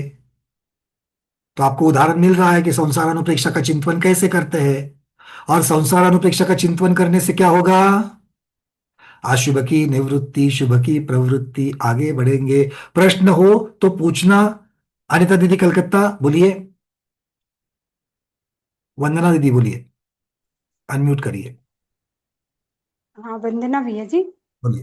मैं बोल रही थी, ये अन्न की बात आई ना, तो ये अन्न मैंने भी 1 साल से त्याग करके रखा है, हम्म। और छौ रस का भी त्याग करके रखा है। उन्हें देखें अपना शरीर में क्या होता है, तो बहुत ही आनंद आ रहा है और बहुत अच्छा लग रहा है। अब तो ऐसा प्रतीत होता है कि अब जीवन में कभी अन्न ग्रहण नहीं करूंगी और न कोई छौ रस लूंगी, तो सिर्फ प्रकृति पे जी रहे हैं। करीबन साल भर हो गया, 2 साल का नियम लिया था, आगे लगता है आगे जारी रखूंगी। आगे देखते हैं आचार्य महाराज का क्या आदेश आता है। बहुत बहुत अनुमोदना है। बाकी सब लोगों को अगर पता नहीं चला हो कि दीदी क्या कह रही है, उन्होंने 1 वर्ष से ज्यादा हो रहा है अन्न का त्याग करके रखा है, रस आहार पर दीदी चल रही है, और इसके साथ में उनकी वैराग्य भावना बढ़ते हुए वो दीक्षा लेने जाने वाली है। बहुत बहुत मन प्रयोग शुद्ध पूर्वक दीदी आपके चरणों में बार बार वंदन है। तो इसी प्रकार से किंतु गुरु की आज्ञा प्रमाण मानना, क्योंकि हमने जब भी मेरी स्मृति अपने गुरु का, जब भी हमने जो आत्मचिंतन आत्मकथन पढ़ा है उसमें ऐसे वैराग्य की उत्कट भावना होने पर बहुत बार त्याग की भावना होती है, किंतु वो त्याग गुरु के आशीर्वाद से और गुरु की सम्मति से ही करना चाहिए। और क्योंकि ये शरीर जो है ना, उसको जितने अन्न की जरूरत है उतना अन्न देना है, और उसके पश्चात क्यों देना है? क्योंकि सल्लेखना के समय उसने मुझे सपोर्ट करना है, इसीलिए उसको देना, जितनी आवश्यकता है उतनी उसको जरूर देनी है। चलिए अगला प्रश्न नीना दीदी जल्दी से पूछे, हमें इस यंत्र की तरफ बढ़ना है, आज मेरे द्रव्य परावर्तन पूर्ण करना है। हाँ वंदना भैया जी, आज के ये सुनकर भगवान की महत्ता कितनी महान है, उनका तो परावर्तन खत्म हो गया। तो जब भी हम ये सुनने के बाद जब भी हम भगवान को नमस्कार करेंगे तो ज्यादा विशुद्धि के साथ करेंगे। भगवान आपने तो पूरा ये पंच परावर्तन खत्म किया, आप कितने महान हो। बहुत बढ़िया। अगली बार दर्शन करते हो बोल देना आदिनाथ भगवान को, आप तो जाती है मंदिर में फलटन में, है ना? हाँ पंच परावर्तन नाशक आदिनाथ भगवान की जय ऐसा बोल करके नमस्ते बोल देना और हमारी तरफ से भी दर्शन कर देना। ठीक है। चलिए बहुत बढ़िया। डॉक्टर चंदा दीदी प्रश्न पूछिए, मैं प्रश्न का इंतजार में हूँ किसी के है तो। आपकी भावनाओं को मैं समझ सकता हूँ, प्रश्न अगर है तो ज्यादा यूजफुल होगा, बोलिए। नहीं, प्रश्न नहीं है अभी मेरे पास। चलिए उसको हैंड रेस निकाल दीजिए, आगे बढ़ते हैं यंत्र की तरफ। सब लोग आपको जो पीडीएफ भेजी गई थी उसका यंत्र निकाले।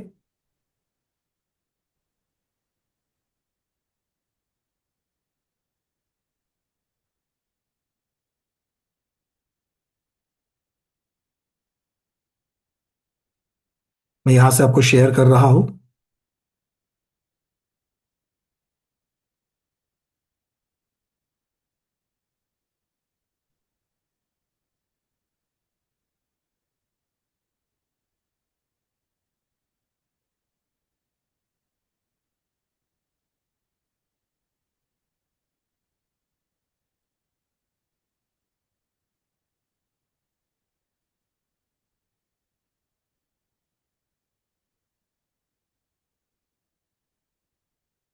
तो चलिए, सबको दिख रहा है? बहुत ही सीधा सिंपल यंत्र है। सबको दिख रहा है कि यंत्र, जल्दी से बोलो। हम्म। तो यहां पर देखिए, 4 लाइन्स हैं और प्रत्येक लाइन में 6 कोटे हैं और एक एक कोटे में 3 3 अक्षर है। अ का अर्थ होता है अग्रहित, म का अर्थ होता है मिश्र और ग का अर्थ होता है ग्रहित वर्गना। तो पहले ग्रहित अग्रहित को शुरू समझ लेते हैं। सोच लीजिए अभी इस समय से कोई परावर्तन शुरू हो रहा है, नौ कर्म परावर्तन शुरू हो रहा है। तो नौ कर्म परावर्तन जो अभी शुरू हो रहा है, तो पहले समय में जितनी भी पुद्गल वर्गणाएं आएगी वो सभी की सभी हमारे लिए अग्रहित होगी। क्यों? क्योंकि अब जिस समय से ये शुरू हुआ है उसके बाद में अभी तक हमने उनको कभी ग्रहण नहीं किया था, इसलिए हमारे लिए सबकी सब नई है। अग्रहित का मतलब नई वर्गणा है, इसके पहले हमने उसको कभी नहीं लिया था। इसके पहले मतलब जिस समय से ये परावर्तन शुरू हुआ है उस समय से। तो अग्रहित वर्गणा इस पहले समय में ले ली। अब ग्रहित का अर्थ क्या होगा? जब मैंने पहले समय में ले ली तो उसमें से कुछ भाग दूसरे समय में मैंने निर्जरा को प्राप्त कर दिया, दूसरे समय में मैंने उसको छोड़ दिया। अब छोड़ने के पश्चात वो क्या हो जाएगी, क्या बन जाएगी? फिर से पुद्गल वर्गणा बन जाएगी। हो सकता है कि आगे चल करके 25 30 समय होने के बाद में जो हम समय प्रबंध ग्रहण करेंगे उसमें वो जो पहले हम लोगों ने भोग करके छोड़ी थी वर्गणा, उसमें से कुछ वर्गणा को हम ले लेंगे। तो वो वर्गणा क्या कहलाएगी? ग्रहित कहलाएगी, क्योंकि ये पहले हम ग्रहण कर चुके थे। तो ये ग्रहित वर्गणा हो गई। और अग्रहित और ग्रहित, ये कुछ अग्रहित वर्गणाएं आई है इस समय में और कुछ ग्रहित वर्गणाएं आ गई है। ऐसे दोनों प्रकार की वर्गणा आई है तो उसे क्या कहेंगे? मिश्र वर्गणा। ये बात सबके हजम हो गई? सबको क्लियर हो गई? चलिए अब चलते थोड़ा सा आगे। अब देखो, हम पहले कोठे को देख लेते हैं। पहले कोठे में 3 अक्षर है, अ और म। तो पहले समय में अग्रहित अग्रहित वर्गणाओं को हमने ग्रहण कर लिया। सभी की सभी अग्रहित थी, परावर्तन शुरू हुआ है, पहले समय में सभी की सभी अग्रहित ले ली। बहुत बढ़िया। अब दूसरे समय में हमें कुछ समय प्रबंध को लेना है। तो एक साइड हम वर्गणा ले भी रहे हैं और पहले समय में जो ग्रहण की थी उसमें से कुछ निर्जरा को भी प्राप्त कर रहे हैं। तो दूसरे समय में भी सभी के सभी पुद्गल वर्गणा आ गई। वो कौन सी है? अग्रहित है, वो भी हमने ले ली। तो ऐसा कब तक करना है? आचार्य भगवान कहते हैं कि प्रथम समय में आपने अग्रहित ली, दूसरे समय में अक्षर अग्रहित है तो वो भी अग्रहित है, क्योंकि अ और अ लगातार 2 बार एक कोष्टक में आ गया है। तो ऐसा आपको कितब करना है? अनंत बार करना है। ऐसा आपको कब तक करना है? अनंत बार करना है। अर्थ ये हो गया कि मैंने अब जितने भी समय प्रबंधों में मैं वर्गणाओं को ग्रहण कर रहा हूं, सभी की सभी वर्गणाएं अग्रहित ही प्रकार की होनी चाहिए उस समय प्रबंध में, और दूसरे प्रकार की कोई वर्गणा नहीं आनी चाहिए। क्लियर है? अब वो मेरे हाथ में तो नहीं है, मैं थोड़ी सिलेक्ट करके लेता हूं। मार्केट में जाता हूं, अगर भिंडी लेनी है तो भिंडी देख करके लेता हूं, तुरई लेनी है तो तुरई देख करके लेता हूं, ककड़ी लेनी है तो ककड़ी देख करके लेता हूं। यहां पर समय प्रबंध में मैं चेक करके कुछ नहीं ले सकता, जो आएंगे सो आएंगे। तो मन में प्रश्न ये आता है कि पहले तीन समय प्रबंध में तो अग्रहित अग्रहित अग्रहित वाली आ गई, और चौथे वाले में कुछ अग्रहित आ गई और कुछ ग्रहित आ गई। अब क्या करेंगे? उसको नहीं लेना है क्या? आचार्य भगवान बोलते वो भी मेरे हाथ में नहीं है, वो तो ली ही जाएगी। तो हम उसको लेंगे तो सही, उसके समय को भी काउंट करेंगे, किंतु मेरी घड़ी जो अनंत बार का जो काउंटिंग कर रही है, लगातार अग्रहित को ही अनंत बार मुझे लेना है, वो जो घड़ी है वो घड़ी वहां पर रुक जाएगी। कब तक रुकेगी? जब तक मैं जो भी आने वाला समय प्रबंध पूरा का पूरा अग्रहित वर्गणाओं का नहीं लेता, तब तक वो घड़ी वहीं पर, काउंटिंग वहीं पर रुक जाएगी। कितनी काउंट हुई थी? तीन। चौथा समय प्रबंध काउंट नहीं किया, पांचवा समय प्रबंध काउंट नहीं किया, 10वें तक का काउंट नहीं किया, 11वें तक का। अब समय कितने हो गए मेरे पास? 10 समय हो गए, और काउंट कितना हुआ है? तीन ही हुआ है। अब 11वां समय प्रबंध है, 11वें समय प्रबंध में सारी की सारी अगणित आ गई, वो मैंने ले लिया तो अगणित की संख्या 4 हो गई। 12वां समय प्रबंध आ गया, वो पूरा का पूरा ग्रहित था, वो मैंने नहीं लिया। लिया नहीं मतलब काउंट में नहीं लिया, वैसे तो ग्रहण कर लिया। और 13वें में चला गया, अब अग्रहित आ गई तो अग्रहित की यहां पर 5 काउंट हो गई। समझ में आ रही है बातें? तो ऐसा अग्रहित का काउंट अनंत होने तक समय प्रबंध जो है उतने समय आगे चलेंगे। जब अग्रहित का काउंट अनंत पूर्ण हो जाएगा, तब हम पहले लाइन के पहले कोष्टक के 2 अक्षर को पूर्ण किए। उसके बाद में हमें एक बार, जब अनंत बार अग्रहित को लिया है, तब एक बार मिश्र को लेना है। मतलब अब समय प्रबंध की काउंटिंग आगे कब बढ़ेगी? जब मिश्र वाला समय प्रबंध आएगा एक बार, तो काउंटिंग आगे बढ़ेगी। चलो, मिश्र वाला भी आ गया। अब चलते हैं, पहला कोटा पूर्ण हो गया, अब दूसरे कोटे की तरफ। अब दूसरे कोटे का पहला अक्षर क्या है? वो भी अग्रहित है। तो दूसरे कोटे का पहला अक्षर अग्रहित है, तो हमने अग्रहित की ले ली। फिर अग्रहित को दूसरे समय, दूसरे कोटे का दूसरा समय में वो भी अग्रहित का ही लिया है, किंतु लगातार 2 बार आ गया, इसलिए अनंत बार अग्रहित अग्रहित अग्रहित अग्रहित आने तक ये वाला परावर्तन आगे चलेगा। जब ये चलेगा, जब अनंत बार अग्रहित लेंगे, बीच बीच में जो भी आएंगे उसका समय तो काउंट होगा, किंतु अग्रहित की काउंटिंग आगे नहीं बढ़ेगी जब तक प्योर अग्रहित नहीं आती है तब तक। तो इस प्रकार से ये काउंटिंग जब अग्रहित की अनंत बार हो जाएगी, तब मिश्र का एक बार ले लेंगे और जाकर के दूसरा कोटा पूर्ण होगा। तो दूसरा कोटा पूर्ण होने तक मिश्र की कितनी आ गई? मिश्र की सिर्फ 2 बार आई है। अग्रहित की कितनी आ गई? अनंत बार आ गई। ठीक है, समझ में आ गई बात? तो अग्रहित की अनंत बार आ चुकी है और मिश्र की 2 बार आ चुकी है। अब चलते हैं तीसरे कोटे की तरफ। तीसरे कोटे में क्या करना है? तीसरे कोटे में पहली बार अग्रहित को ग्रहण करना है, फिर दूसरी बार अग्रहित को ग्रहण करना है, पर चूंकि 2 लगातार आ गए हैं, तो यहां पर भी अग्रहित को अनंत बार ग्रहण करने तक ये कोटा आगे नहीं बढ़ेगा।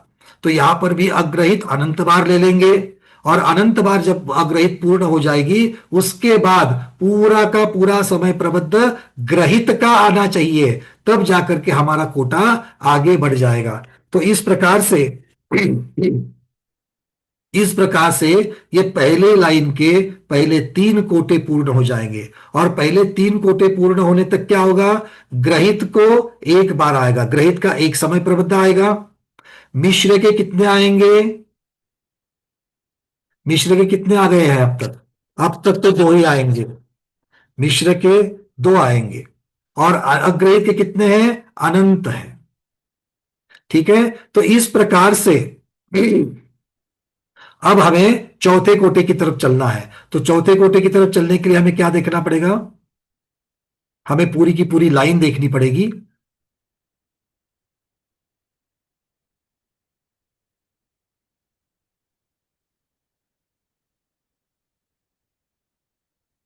देख लो।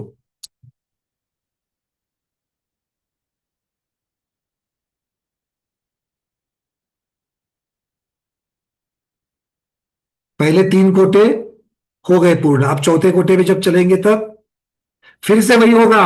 अग्रहित अग्रहित अनंत बार चलेगा, फिर मिश्र को एक लाइन बढ़ेंगे, फिर अग्रहित अनंत बार होंगे, तो मिश्र एक बार हुआ था, अब दूसरे कोटे में मतलब 5वें कोटे में आएंगे, फिर अग्रहित के अनंत बार चलेंगे, तब मिश्र एक बार होगा, फिर छठे में चले जाएंगे, अग्रहित के अनंत बार होंगे। बट इसके पहले तीसरे कोटे की तरफ जाने से पहले पहला और दूसरा कोटा सेम है, तो तीसरे कोटे के पहले क्या होगा, पहला और दूसरा कोटा भी अनंत बार चलेगा। मतलब क्या है, मिश्र जब अनंत बार होगा तब तीसरे कोटे में चले जाएंगे। तो इस प्रकार से ये पहली लाइन चलती है। पहली लाइन में भी पहले 3 कोटे और आगे के 3 कोटे समान है, इसलिए वो भी अनंत बार चलेंगे। मतलब ग्रहित की वर्गना अनंत बार जब होगी तब जाकर के दूसरे लाइन का पहला कोटा शुरू हो जाएगा। अब दूसरे लाइन के पहले कोटे में देखिए, अब उसका क्रम बदल गया है। अब मिश्र मिश्र अनंत बार चलेंगे, उसके बाद में एक अनंत अग्रहित वाला आना चाहिए। तो इस प्रकार से ये आगे चलेंगे। तो पहला कोटा दूसरा कोटा समझ में आ गया क्या, इसकी पहले चर्चा करते हैं फिर आगे बढ़ेंगे। पहला कोटा समझ में आ गया, बहुत डिटेल्स में हमने पहले समझाया था, इसलिए आज उतने डिटेल्स में नहीं जा रहे हैं, तो पहले वाले वीडियो निकाल करके देख लेना, ठीक है। अग्रहित अग्रहित मिश्र, अग्रहित अग्रहित मिश्र, और फिर चल करके अग्रहित अग्रहित ग्रहित। इस प्रकार के जब मिश्र अनंत बार होंगे तब जाकर के एक बार ग्रहित हो जाता है। इसको कैसे समझेंगे, तो इसको समझने के लिए हम जो घड़ी का काटा, मिनट का काटा और सेकंड का काटा होता है वो हम लोग देख लेते हैं। सेकंड का काटा पूरा एक जब चलता है तब मिनट का काटा एक बार आगे खिसकता है, फिर जब तक फिर से दूसरा पूरा होगा तो मिनट काटा और एक बार जाएगा, फिर सेकंड का पूरा होगा, फिर मिनट काटा जाएगा। ऐसा करते करते करते करते मिनट का जब एक पूरा राउंड हो जाएगा तब घड़ी का काटा सिर्फ एक बार आगे जाएगा। तो इस प्रकार से ये जो चक्र है, ये चक्र चलते चलते चलते चलते चलते जब 24 कोटे पूर्ण करेंगे तब जाकर के एक नो कर्म परावर्तन पूर्ण हो जाएगा। और नो कर्म परावर्तन को जितना समय लगता है, कर्म परावर्तन को भी उतना ही समय लगता है। और कर्म परावर्तन में सिर्फ नो कर्म की जगह पर कार्मन वर्गणा का ग्रहण होता है। बस ये बात हमको समझ में रखनी है, ठीक है, क्लियर है। हाँ, तो नो कर्म परावर्तन और कर्म परावर्तन ये दोनों को समान समय लगता है। ये दोनों को जब मिला देंगे तब जाकर के एक द्रव्य परावर्तन पूर्ण होता है, या उसी को पुद्गल परावर्तन कहा गया है। तो एक पुद्गल परावर्तन में एक नो कर्म परावर्तन और एक कर्म परावर्तन, ऐसे दो आधे आधे समय के हैं। इसलिए नो कर्म परावर्तन का काल अर्धपुद्गल परावर्तन कहलाएगा और एक कर्म परावर्तन का काल भी अर्धपुद्गल परावर्तन कहलाएगा। दोनों को मिला करके एक पुद्गल परावर्तन हो जाएगा। क्लियर है ये, चलिए। हाँ, दोनों को भी अर्धपुद्गल परावर्तन कहते हैं और सभी साथ साथ चलते हैं। ऐसा नहीं कि पहले नो कर्म पूरा होगा फिर कर्म की तरफ जाएंगे, नहीं, ये तो एक साथ चल रहा है। क्यों, क्योंकि जिस समय प्रबंध में हम नो कर्म पुद्गल वर्गना ले रहे हैं उसी समय में हम कर्म पुद्गल वर्गनाएं भी ले रहे हैं, तो सारे परावर्तन एक साथ पैरेलली चलते रहते हैं। ठीक है, चलिए अब आपके कुछ प्रश्नों को ले लेते हैं और आज के प्रश्नोत्तर के पश्चात आज के स्वाध्याय को पूर्ण कर लेते हैं। स्वाध्याय के पश्चात एक बहुत महत्वपूर्ण सूचना देनी है। आचार्य भगवान यहाँ पर विराजमान हुए हैं, पहले मैं उनके दर्शन करा देता हूँ सबको। आचार्य श्री को मैं यहाँ से को होस्टिंग दे रहा हूँ ताकि वो अपना मॉनिटर खोल सकते हैं और माइक भी खोल सकते हैं। जय हो ज्ञान योगी आचार्य भगवान श्री विद्यानंद जी महामुनि राज की जय। नमोस्तु नमोस्तु नमोस्तु आचार्य श्री। आचार्य श्री आपका माइक बंद है, स्पॉटलाइट कर रहा हूं मैं, सब लोगों को दर्शन मिल जावे। नमोस्तु भगवान नमोस्तु। के बाद आपको शुभ आशीर्वाद देने का अवसर मिला है और हमारे स्वाध्याय मंडल में तो स्वाध्यायों की संख्या तो और भी दिन प्रतिदिन बढ़ती जा रही है और नया ग्रंथ प्रारंभ हो गया है लगभग कार्तिकीय अनुप्रेक्षा। आप सभी को स्वाध्याय मंडली के लिए भी आशीर्वाद सूचना यह है कि भारत के समय के अनुसार सुबह ठीक 7:30 बजे से 8:30 बजे तक बुधवार के दिन परसों एक अमेरिका के श्रावक समूह ने व्याख्यानमाला रखा है। उस व्याख्यान में आप सभी लोग पधारिए। पंकज जी आप सभी को लिंक भी भेजेंगे, और भारत के बाहर भी जो लोग हैं उनके हिसाब से मंगलवार रात के 8 से 9 बजे तक ये व्याख्यान आपको सुनने को मिलेगा। भारतीय लोगों के लिए बुधवार के दिन सुबह 7:30 से 8:30 बजे तक, जिसमें आप शंका समाधान भी कर सकते हैं। आपके जिज्ञासाओं का समाधान भी आपको मिल सकता है। आप सभी को खूब खूब आशीर्वाद।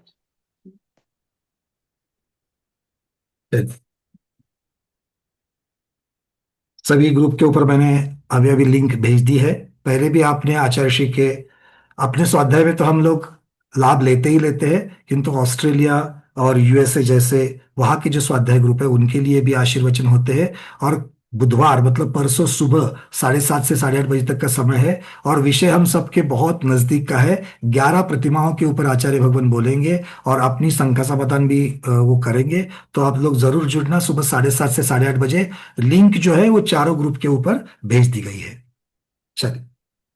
पंकज जी आपको इस संदर्भ में जिज्ञासा ये है मेरी, हाँ जी, आवाज आ रही है? अरे अरे महाराज जी बोलिए। अभी आप जो पंच परावर्तन की बात कर रहे हैं ना, हाँ जी, कोई पूर्ण रूप से द्रव्य परावर्तन कहे अथवा भाव परावर्तन और शेष 3 परावर्तन कर ले, तो क्या ऐसा उनको कोई आत्मिक आध्यात्मिक कोई ऐसी उपलब्धि होगी या संसारिक सर्वोच्च ऐसा कोई सुख है उसकी अनुभूति होगी? ये परावर्तन को समझ करके अपने को क्या लाभ है उसको? बहुत बहुत सुंदर है। आज महाराज जी ने आप सबकी परीक्षा लेने के लिए प्रश्न पूछा है। गुरुदेव, इसका कोई ना ही इससे कोई ट्रॉफी मिलने वाली है, ना ही कोई इसका इस प्रकार से कोई पुरस्कार आदि मिलने वाला है। हर अभव्य जीव और अनादि मिथ्या दृष्टि जीव जो है ये सारे परावर्तन एक साथ कर ही रहे हैं, अनंत काल से कर रहे हैं। और ये चूंकि ये अनादि स्वभाव से ये व्यवस्था है, और इसके साथ में हर एक जीव अपने ही विभावों की वजह से, अपने ही राग द्वेष की वजह से कर्मों का आश्रव, पुद्गलों का आश्रव करते करते, और अगर हम क्षेत्र परिवर्तन भी देखें जो शरीर से संबंधित है, काल परिवर्तन भी देखें जो जन्म मृत्यु से संबंधित है, अगर हम भव परावर्तन देखें तो 4 गति से संबंधित है, और भाव परावर्तन देखें तो वो हमारे कषाय आदि से संबंधित है। तो ये सब में अगर हम देखेंगे तो मुख्यतः से कर्मों की प्रधानता है, कर्म के फल की प्रधानता है। और कर्म का अर्जन होने के लिए जो आश्रव के कारण है, जो लेश्या, जो कषाय और योग से बनती है, जो कि हमारे विभाव है, जो हमारा अचारित्र है, असंयम है, उसकी वजह से ये सारी चीजें होती है। तो जब तक हम असंयम के साथ है, जब तक हम चारित्र को धारण नहीं करते हैं, जब तक हम सम्यक दर्शन को धारण नहीं करते हैं, तब तक ये सारी चीजें एक जीव के साथ में होती ही रहती है। इसके लिए उसको और कोई विशेष परिश्रम करने की जरूरत नहीं है। और चूंकि इसमें कोई पुरुषार्थ या परिश्रम नहीं है, इसलिए यहां पर कोई अवार्ड या ट्रॉफी या कोई पुरस्कार की भी व्यवस्था नहीं है। बस ये एक व्यवस्था है, इस प्रकार से ये जीव करता है। अब इसमें से चूंकि ये भटकना है, चूंकि ये एक गति से दूसरी गति में भटकना है, इससे जीव को भले अगर किसी किसी पर्याय में क्षणिक सुख मिल सके, चूंकि वो अव्याबाद सुख नहीं है, अभ्युदय सुख नहीं है, इसीलिए वो सुख कुछ काम का नहीं है। वो सुख भी दुख देने वाला ही होता है, क्योंकि जब सुख की प्राप्ति हो रही है और वो सुख नष्ट हो जाता है, तो उस सुख के नष्ट होने की वजह से वो सुख दुखदाई बन जाता है। अर्थ ये निकलता है कि इन 5 परावर्तनों से जीव को होगा तो दुख ही होगा, सुख कभी भी नहीं होगा। तो इस दुख से बचने का रास्ता क्या है? तो इस दुख से बचने का रास्ता है कि हम सम्यक दर्शन को धारण करें, हमारी श्रद्धान को सही करे। और अकेली श्रद्धान को सही करने से नहीं होगा, राग द्वेष की मंदता के साथ में मोक्ष मार्ग पर आगे बढ़ करके हम मोक्ष की प्राप्ति करें। तो ये मुक्ति की प्राप्ति के साथ में हम ये जो परावर्तन का जो विषय सर्कल है उसको हम तोड़ सकते हैं और दुख से बच सकते हैं। ये वाली बात जो है ये हमें यहां पर संसार अनुप्रेक्षा में हमें पता चलती है स्वाध्याय में। और इसीलिए संसार अनुप्रेक्षा का स्वाध्याय करना और इन सारे डिटेल्स के द्वारा, ये डिटेल्स जो है परावर्तन के, ये कोष्टक हो, उसके सारे पैरामीटर्स की जो चर्चा की गई हो, ये हमारे लिए एक साधन है। क्योंकि इन साधनों का चिंतन करते करते करते हमारे राग द्वेष बंद होंगे, अशुभ से निवृत्ति होगी, शुरुआत में शुभ में प्रवृत्ति होगी, और इस शुभ की प्रवृत्ति के साथ में एक दिन ऐसा आएगा कि हम शुद्ध में भी प्रवृत्ति करेंगे, और उस शुद्ध की प्रवृत्ति के साथ ही मोक्ष का पुरुषार्थ होगा। तो इसीलिए ये हमारा रास्ता है कि अगर हम असंयम के द्वारा फंसते चले जाएंगे तो हम लोग दुख को प्राप्त करेंगे, उसी का नाम संसार है।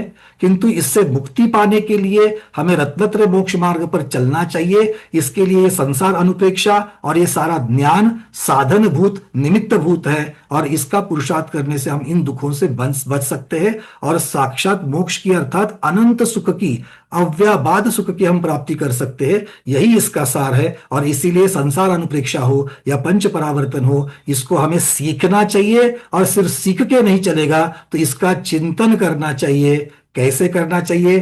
कल की गाथा की अपेक्षा से अगर मैं बता दूं, मन वचन काय की शुद्धि के साथ में, मन की शुद्धि अर्थात मन को स्थिर करके, वचन की शुद्धि अर्थात सही टर्म्स का उपयोग करते हुए, और काय की शुद्धि अर्थात शरीर की स्थिरता, बाकी सारे कार्यों को छोड़ करके हमें राग द्वेष को बंद करते हुए इसको चिंतन करना चाहिए।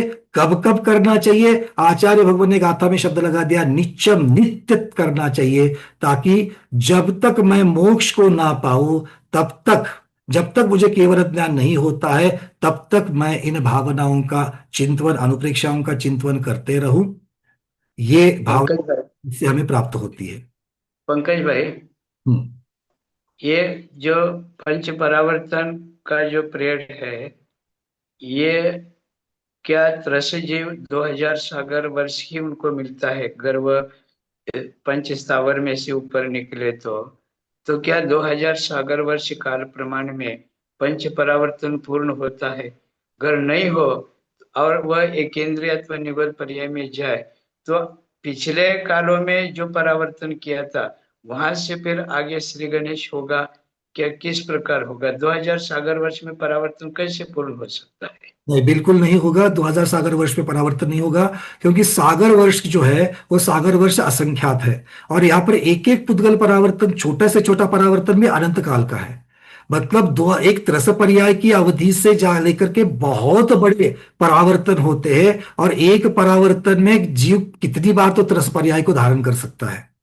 और इसीलिए आपने जब बताया कि वो त्रस पर्याय से निकल करके मान लो निगोद पर्याय में चला जाएगा, जैसे कि भव परिवर्तन कर रहा है, और भव परिवर्तन मान लीजिए उसका मनुष्य गति का चल रहा है, तो मनुष्य भव में से वो निकल करके लगातार मनुष्यों के बाद धारण करते हुए कभी देवगति जाएगा, कभी नरक जाएगा, कभी तिर्यन जाएगा, तो वो तो भटकता रहेगा, किंतु वो परावर्तन का जो काउंटिंग वाली घड़ी है वो रुक जाएगी। वो कब तक रुक जाएगी? जब तक पात्रता की अपेक्षा से सारी चीजें जब तक घटित नहीं होती है, तब तक वो घड़ी आगे नहीं बढ़ेगी।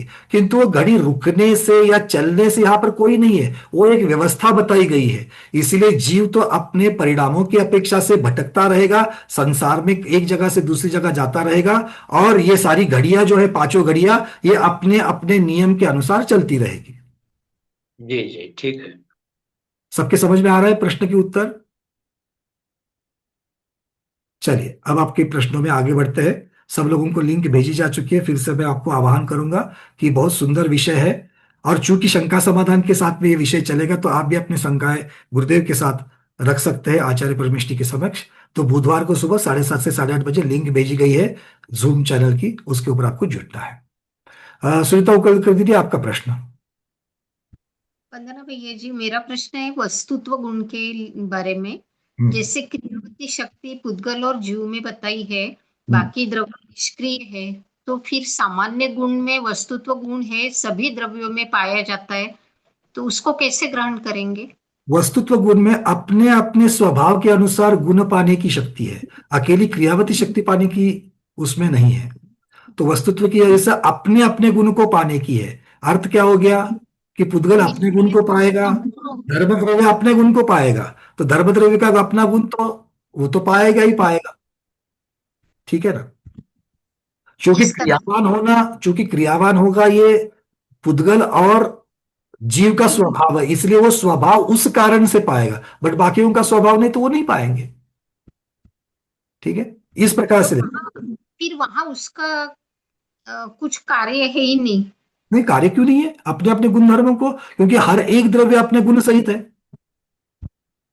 हर एक द्रव्य उनमें आपको जो सूक्ष्म मतलब अवगाहन आदि जो चीजें आपको वहां पर जो प्राप्त हो रही है, जो उसके पर्याय बदलने की जो वहां पर गुणधर्म प्राप्त हो रहे हैं, वो किसकी वजह से प्राप्त है? वो तो सामान्य गुण की वजह से ही प्राप्त हो रहे हैं। ठीक है, किंतु अपने अपने स्वभाव के अनुसार स्वभाव बदलने की किसी में ताकत नहीं है।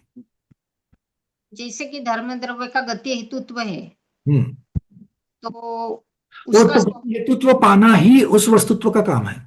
अच्छा वस्तुत्व उसी को लगाना है। हाँ, में गति हेतुत्व वस्तुत्व आपको एडिशनल चीज नहीं देगा। जैसे बैंक में जाओगे तो बैंक आपको पैसे देती है, कहां से? आपके अकाउंट से ही देती है। आपके अकाउंट में जो नहीं है वो नहीं देगा आपको। ठीक है, उस तरीके से। रूबी दीदी, आपका प्रश्न। वंदना भैया जी, मेरे दो प्रश्न है भैया जी। एक तो वो जो अभी पीछे आपने बताया था ना, अभी पिछले वाला अभी चल रहा था, चर्चा चल रही थी, तो उसमें था कि भरत चक्रवर्ती ने चक्र चलाया था बाहुबली भगवान पे, है ना। तो हम्म। वो उस समय वो सम्यक दृष्टि थे, आपने ऐसे बताया था, है ना। हम्म। तो मैं ये जानना चाह रही थी कि क्या हम ऐसा समझ सकते हैं कि जब वो कृष्णलेशिया में थे उस समय, उतने समय के लिए वो मिथ्या दृष्टि हो जाता है, मतलब नहीं कोई भी जीव है नहीं वो नहीं मिथ्या नहीं दृष्टि होता है तब। नहीं नहीं नहीं, मैं आपको यहीं पर रोक रहा हूं। क्यों हाँ रोक जी, रहा हाँ हूं? जी। क्योंकि हाँ जैसे मैंने पहले बताया था, कृष्ण लेश्या का होना ये चारित्र मोहनीय कर्म का काम है, और मिथ्यात्व में जाना कि नहीं जाना ये दर्शन मोहनीय कर्म का काम है। एक चीज दूसरे पर प्रभाव डाले या एक के ऊपर दूसरे का प्रभाव हो, ये कारण हो, प्रभाव तो डाल सकते हैं बट कारण हो ये जरूरी नहीं है। रादर कारण नहीं बन सकते हैं। नहीं, तो जैसे अब कोई चीज का दर्शन, यानी हमारा दर्शन मतलब यही ना कि जो चीज हमने जैसे देखी, दर्शन वही। अगर हम कोई चीज को मतलब ऐसे देख रहे हैं कि दृष्टिकोण है या देखना है जो भी है, देख रहे हैं इस तरीके से कि हाँ कोई चीज को हमने देखा, नेगेटिवली देखा, तो हमें क्रोध आया, हमारी लेशिया कन्वर्ट हो गई, तब जाके हमने वही आगे चरित्र मतलब हमारा हमने उसमें आचरण किया। तो इस उससे मैं पूछ रही हूँ कि वो थोड़े देर के लिए हम आपको एक उदाहरण देता मतलब। हूँ। आपको उदाहरण देता हूँ रूबी दीदी, आपको जीवन में कभी ना कभी तो क्रोध आता ही होगा। बहुत आता उस है। समय क्रोध आता है, उस दिन में आप उस समय आप महावीर भगवान को छोड़ करके इतर कूद एवं उनको भजना शुरू करती हो? नहीं, नहीं वो करते। नहीं भरना इसका मतलब है आपके सम्यक्त्व के ऊपर वो क्रोध होना, वो अहंकार होना, वो आपके श्रद्धान को मलिन करे, ऐसा नहीं होता। श्रद्धान को मलिन करने के कारण अलग है, हम्म।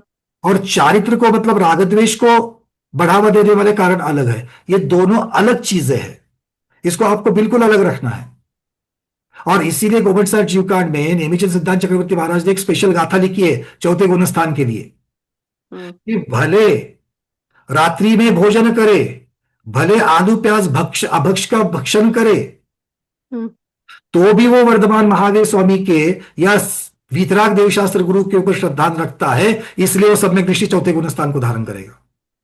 अच्छा, ठीक है। मतलब चौथे गुण स्थान को धारण, नहीं तो फिर आप बोलोगे कि रात्रि में भोजन करता है तो उतने समय के लिए, तो अब जैसे मान लो रात्रि में बाहर गया है, ठेले पर पाव भाजी देख ली, पाव भाजी खाते हुए उतने समय के लिए वो मिथ्या दृष्टि हो जाए? नहीं, ऐसा नहीं होता। क्योंकि उस समय में भी उसके दिमाग में सच्चे देव शास्त्र गुरु को ही जब तक श्रद्धा है तब तक उसका सम्यक दर्शन नहीं जा रहा है। हाँ, उसके चार लेकिन भैया लग रहा है। लेकिन भैया जी देखो, अगर जैसे वो ठीक है, वो श्रद्धान करता है, महावीर भगवान के सिद्धांतों पे उसका श्रद्धान है, पूर्ण श्रद्धान है, लेकिन उस समय वो भूल गया है, नहीं, उनके सिद्धांतों को भूल गया है फर्क करना है। या छोड़ दिया है, जो भी हम कह तो सकते सुनो हैं। सुनो, आपको फर्क करना है। क्योंकि ये बहुत लंबी चर्चा चलेगी। महावीर भगवान को मानता है, महावीर भगवान की नहीं मानता है, ये चौथा गुण स्थान। अच्छा अच्छा, ठीक है। ठीक है, अच्छा, एक फिर भगवान की मानना शुरू करेगा, पांचवें गुण स्थान से ऊपर उठ जाएगा। अब अब सही है। आपको देखो। अच्छा, दूसरा प्रश्न है भैया जी मेरा कि ये जैसे इसमें भी हमने बोला था ना अ म फिर अ म, है ना। तो जो हम्म। ये अग्रहित है, इसकी जो काउंटिंग जो चल रही है, ये अनंत बार चल रही है ना। तो हम्म। अनंत इनके मतलब सारे अनंत बराबर हैं, हाँ, या मतलब जैसे घड़ी में। इसमें ऐसा कोई उन्होंने भेद नहीं किया, सबके अनंत, अनंत का मतलब अनंत। हाँ मतलब इसमें अनंत जैसे होते हैं तो छोटे बड़े भी होते हैं ना अनंत, वो ऐसा सीन नहीं है ना इसमें। इसका उत्तर कहीं पर भी नहीं है कि इसका अनंत में कोई फर्क है क्या, क्योंकि ये मुख्यतः से अनंत रेंज है, इसलिए अनंत रेंज में से कौन सा लेना है, इस प्रकार का यहाँ पर वर्णन, यहाँ पर ये मुख्यता नहीं है उसकी। ठीक है भैया जी। ठीक है, क्योंकि जब कंपैरिजन की जा रही है, अनंत, इसको भी अनंत काल लग रहा है, इसको भी अनंत काल लग रहा है, और दूसरा परावर्तन इससे अनंत गुना है, बस ये सारी जनरल टर्म्स है सब जगह पर। जैसे अभी आपने घड़ी का दिया ना एग्जांपल, तो मैं उससे पूछा था कि व्यवहार का मिनट और सेकंड्स के हिसाब से ना, उस वो हिसाब तो से। व्यवहार है, संख्यात वाला है, इसलिए उसके ऊपर चर्चा हो सकती है। जो उपमा काल है, हाँ असंख्य और अनंत के ऊपर नहीं हो सकती। क्यों नहीं हो सकती है? क्योंकि वो श्रुत ज्ञान का विषय नहीं है। आपके और हमारे पास अभी श्रुत ज्ञान है, तो हमारे पास केवलीय भगवान होने के पास पता चल जाएगा कि इसके परावर्तन में अनंत काल लगा, पंकज जी को भी अनंत काल लगा, और हमारे रेणु दीदी को भी अनंत काल लगा। दोनों के अनंत में क्या फर्क है, ये केवलीय भगवान जान पाएंगे, श्रुत ज्ञानी नहीं जान पाएगा। ठीक है भैया जी, समझ गई। प्रेरणा दीदी। नमस्ते आचार्य श्री, वंदना भैया जी। आपने जो अभी अभक्ष की बात की, वो अभक्ष किस हद तक अभक्ष लेना है? मतलब ऐसा भी ले सकते हैं कि कोई जैन मांसाहार कर रहा है पर उसकी महावीर भगवान पर श्रद्धा है और वो तब भी चौथे गुण स्थान पर बना हुआ है। एक और प्रश्न इसी में इंक्लूड कि कोई बिल्कुल। डायरेक्ट मांसाहार नहीं कर रहा है पर एक- ऐसी औषधियों का सेवन कर रहा है जिसपे वेज का साइन ना हो, या मैगी आदि प्रोडक्ट्स खा रहा है जो उसको पता है वीडियो से और सोशल मीडिया से कि वो कहीं ना कहीं से नॉनवेज कंज्यूम कर रहा है, क्या वो सम्यक दृष्टि है या मिथ्या दृष्टि? देखिए, बहुत सुंदर प्रश्न आपका है। इसके लिए हमको थोड़ा सा आगम वर्तमानुग की कथाओं को देखना पड़ेगा कि बहुत सारे जो है जीव है, जैसे कि मान लो सिर्फ कौवे के मांस का त्याग कर दिया, तो कौवे के मांस का त्याग कर दिया, इसका मतलब बाकी सब त्याग नहीं किया है, तो उसने श्रद्धा न रखा, वहां पर सम्यक दृष्टि हो गया। चारित्र की अपेक्षा से, चारित्र में वो जो कर रहा है उसकी अपेक्षा से ही चलेगा, क्योंकि हमको चारित्र को अलग रखना है और सम्यक दर्शन को अलग रखना है। अगर ऐसा नहीं होता तो चौथे और पांचवें गुणस्थान में फर्क ही नहीं होता, क्योंकि सम्यक दर्शन और भैया फिर ये पुरुषार्थ पास है, सम्यक दर्शन सम्यक ज्ञान चौथे पांचवे दोनों के पास है। बस एक चीज चौथे के पास नहीं है और पांचवे के पास है, वो है चारित्र। इसलिए मोक्ष मार्ग की शुरुआत, रत्नत्रय की शुरुआत तक जो कही गई है, वो पांचवे से पहली प्रतिमा से कही गई है। जी। फिर एक प्रश्न है कि कौवे का मांस छोड़ते ही वो सम्यक दृष्टि हो गया, अपन ऐसा माने? उसने गुरु के ऊपर श्रद्धान रखा और अभक्ष को अभक्ष माना श्रद्धान की अपेक्षा से। अब मानने के पश्चात वो करेगा या नहीं करेगा, ये चारित्र की बात हो जाएगी। इसलिए मैं हमेशा कह रहा हूं कि दर्शन मोहनीय कर्म और चारित्र मोहनीय कर्म, इन दोनों को अलग में रख दो। अब छोटा सा उदाहरण मैं आपको दे रहा हूं तो बहुत क्लियर हो जाएगा, क्योंकि नोबडी इज परफेक्ट। अब मान लीजिए, प्रायश्चित क्यों दिया जाता है? अतिचार होते हैं इसलिए, हाँ या ना? अतिचार अनाचार होते हैं। अब मान लीजिए कोई सकल संयमी छठे गुणस्थानवर्ती मुनिराज है, उनके पास में ऐसा कोई तो जघन्य दोष हो गया कि उनके गुरु ने उनको छेद प्रायश्चित दे दिया, उनकी दीक्षा को घटा करके उनको वापस श्रावक दर्जा में ला दिया, तो क्या उनको आप मिथ्या दृष्टि कहोगे? वो तो परिस्थिति वश है, और कोई अगर जानबूझकर खा रहा है या उससे उसकी आदत नहीं छूट रही है, मांस खाना भी उसका व्यसन ही है, तो नहीं दीदी, जानबूझ करके खा रहा है क्या अज्ञानता से खा रहा है, उससे क्या होगा? ज्ञात भाव अज्ञात भाव बंधने वाले कर्म जो है, उसकी स्थिति अनुभाग में फर्क पड़ेगा। कर्म बंध तो होगा ही होगा, आप अच्छी तरीके से जान लेना। बिल्कुल। जब ये कहा जाता है कि अगर मान लीजिए आपके जीव बचाने की आपकी इच्छा है, और अगर आप नीचे देख करके चल रहे हो, फिर भी अगर कोई चींटी वगैरह आपके पांव के नीचे आ जावे तो आपको दोष नहीं लगता, ये प्रधान वर्णन हो गया। दोष लगता नहीं है, ऐसे नहीं है। बिल्कुल। बहुत छोटा सा दोष लगता है कि जो निवारण किया जा सकता है, ऐसा उसका अर्थ है। क्यों? क्योंकि आप कौन से अनुयोग की अपेक्षा से देख रहे हो? कर्णानुयोग, वहां पर आपकी चिट्ठी कटेगी कटेगी, चालान कटेगा ही कटेगा। क्योंकि कर्णानुयोग में 2+2 4, वहां पर ये सारी दो चीजें ये होनी है, इसका कारण हो गया है, कारण का कार्य होगा ही होगा, खत्म हो गई बात। अब कार्य जो है वो कार्य के ऊपर उसका फल कम ज्यादा कैसे होगा? ज्ञात भाव से किया था, अज्ञात भाव से किया था, उसका वीर्य विशेष क्या था, वो कौन सी परिस्थिति में किया था, उसका पुण्य का उदय है तो और कम ज्यादा हो जाएगा, अगर उसका पाप का उदय तो उसका फल और कम ज्यादा हो जाएगा। तो ये सारी चीजें जो है वो कार्य के साथ घटित हो जाएगी, किंतु कर्म बंधन नहीं होगा, ऐसा नहीं होगा, ये आप समझ लो। मतलब आचरण को पूरी तरीके से श्रद्धान से अलग करना है। तो जैन समाज का ऐसा तबका आज मौजूद है जो नॉनवेज सीधा खा रहा है, मतलब इनडायरेक्टली भी नहीं। हम अगर उसका अश्रद्धान सही है तो उसको फिर भी सम्यक दृष्टि कहना पड़ेगा, ऐसा निष्कर्ष निकाले भैया? की अपेक्षा से सम्यक दृष्टि कहना ही पड़ेगा उसको। क्यों? क्योंकि हमें भी बहुत ये मतलब बहुत क्लेश होता था ये सब चिंतन करने से। पर जिस दिन गुरुओं ने हमको ये वाली गाथा दिखा दी, भाई यहां पर क्रिस्टल क्लियर कर दिया आपको कि दर्शन मोहिनी को अलग रखना है और चारित्र मोहिनी को अलग रखना है। जी, दोनों के फिर दूसरे पर प्रभाव डाल सकते हैं, उसमें से बाहर आने के लिए प्रभाव डाल सकते हैं, बट एक दूसरे के कारण नहीं होते हैं। फिर ये जो पुरुषार्थ सिद्धि उपाय में जो गाथा आती है कि जो मद्य मांस मधु का त्यागी होता है वही जिनेंद्र भगवान के उपदेश सुनने का अधिकारी होता है, इस गाथा को किस प्रकार और किसके लिए घटाया जाएगा? तो ये तो सब जगह है, चरदान योग का तो है ही ये कि आपको स्वाध्याय फिर वो अभिषेक, क्योंकि ये सारे श्रावक की चीजें हैं, और श्रावक तो तभी होंगे जब अष्टमूल गुण को धारण करोगे। अब आज श्रावक से यहाँ पे प्रतिमा को ग्रहण करना है। हाँ? श्रावक शब्द से यहाँ पे प्रतिमाधारी को ग्रहण करना है। श्रावक यहाँ पर अनुव्रती श्रावक होता है। बिल्कुल जी। सप्तव्यसन त्यागी, अनुव्रत को धारण करने वाला श्रावक। जी भैया, वंदना। ठीक है, चलिए। क्या है ना कि आज 2025 पंचम काल और दिन ब दिन बढ़ती हुई पाश्चिमात्य संस्कृतियां, इनकी वजह से हमें धर्म बहुत धूमिल दिखता है। बहुत जगह पर हम सामाजिक कारणों की वजह से हम उसमें डाइल्यूट करते जा रहे हैं, किंतु ऐसा नहीं है। धर्म त्रिकाला बाधित है। महावीर भगवान की वाणी जितनी चतुर्थ काल में सत्य और उपयोगी थी, उतनी पंचम और उतनी छठम काल में भी रहेगी, उसमें बदलाव नहीं होगा। और इसीलिए वो दिव्य ध्वनि है और वो केवली भगवान की वाणी है जो त्रिकाला बाधित अबाधित है। तो इसीलिए हमें किसी भी आगम के परिप्रेक्ष्य में आगम का अर्थ करना है, ना कि काल के सदृश और काल की अपेक्षा से उसका अर्थ करना है। नहीं, अगर काल की अपेक्षा से करोगे तो नग्न दिगंबर मुनिराज होंगे ही नहीं।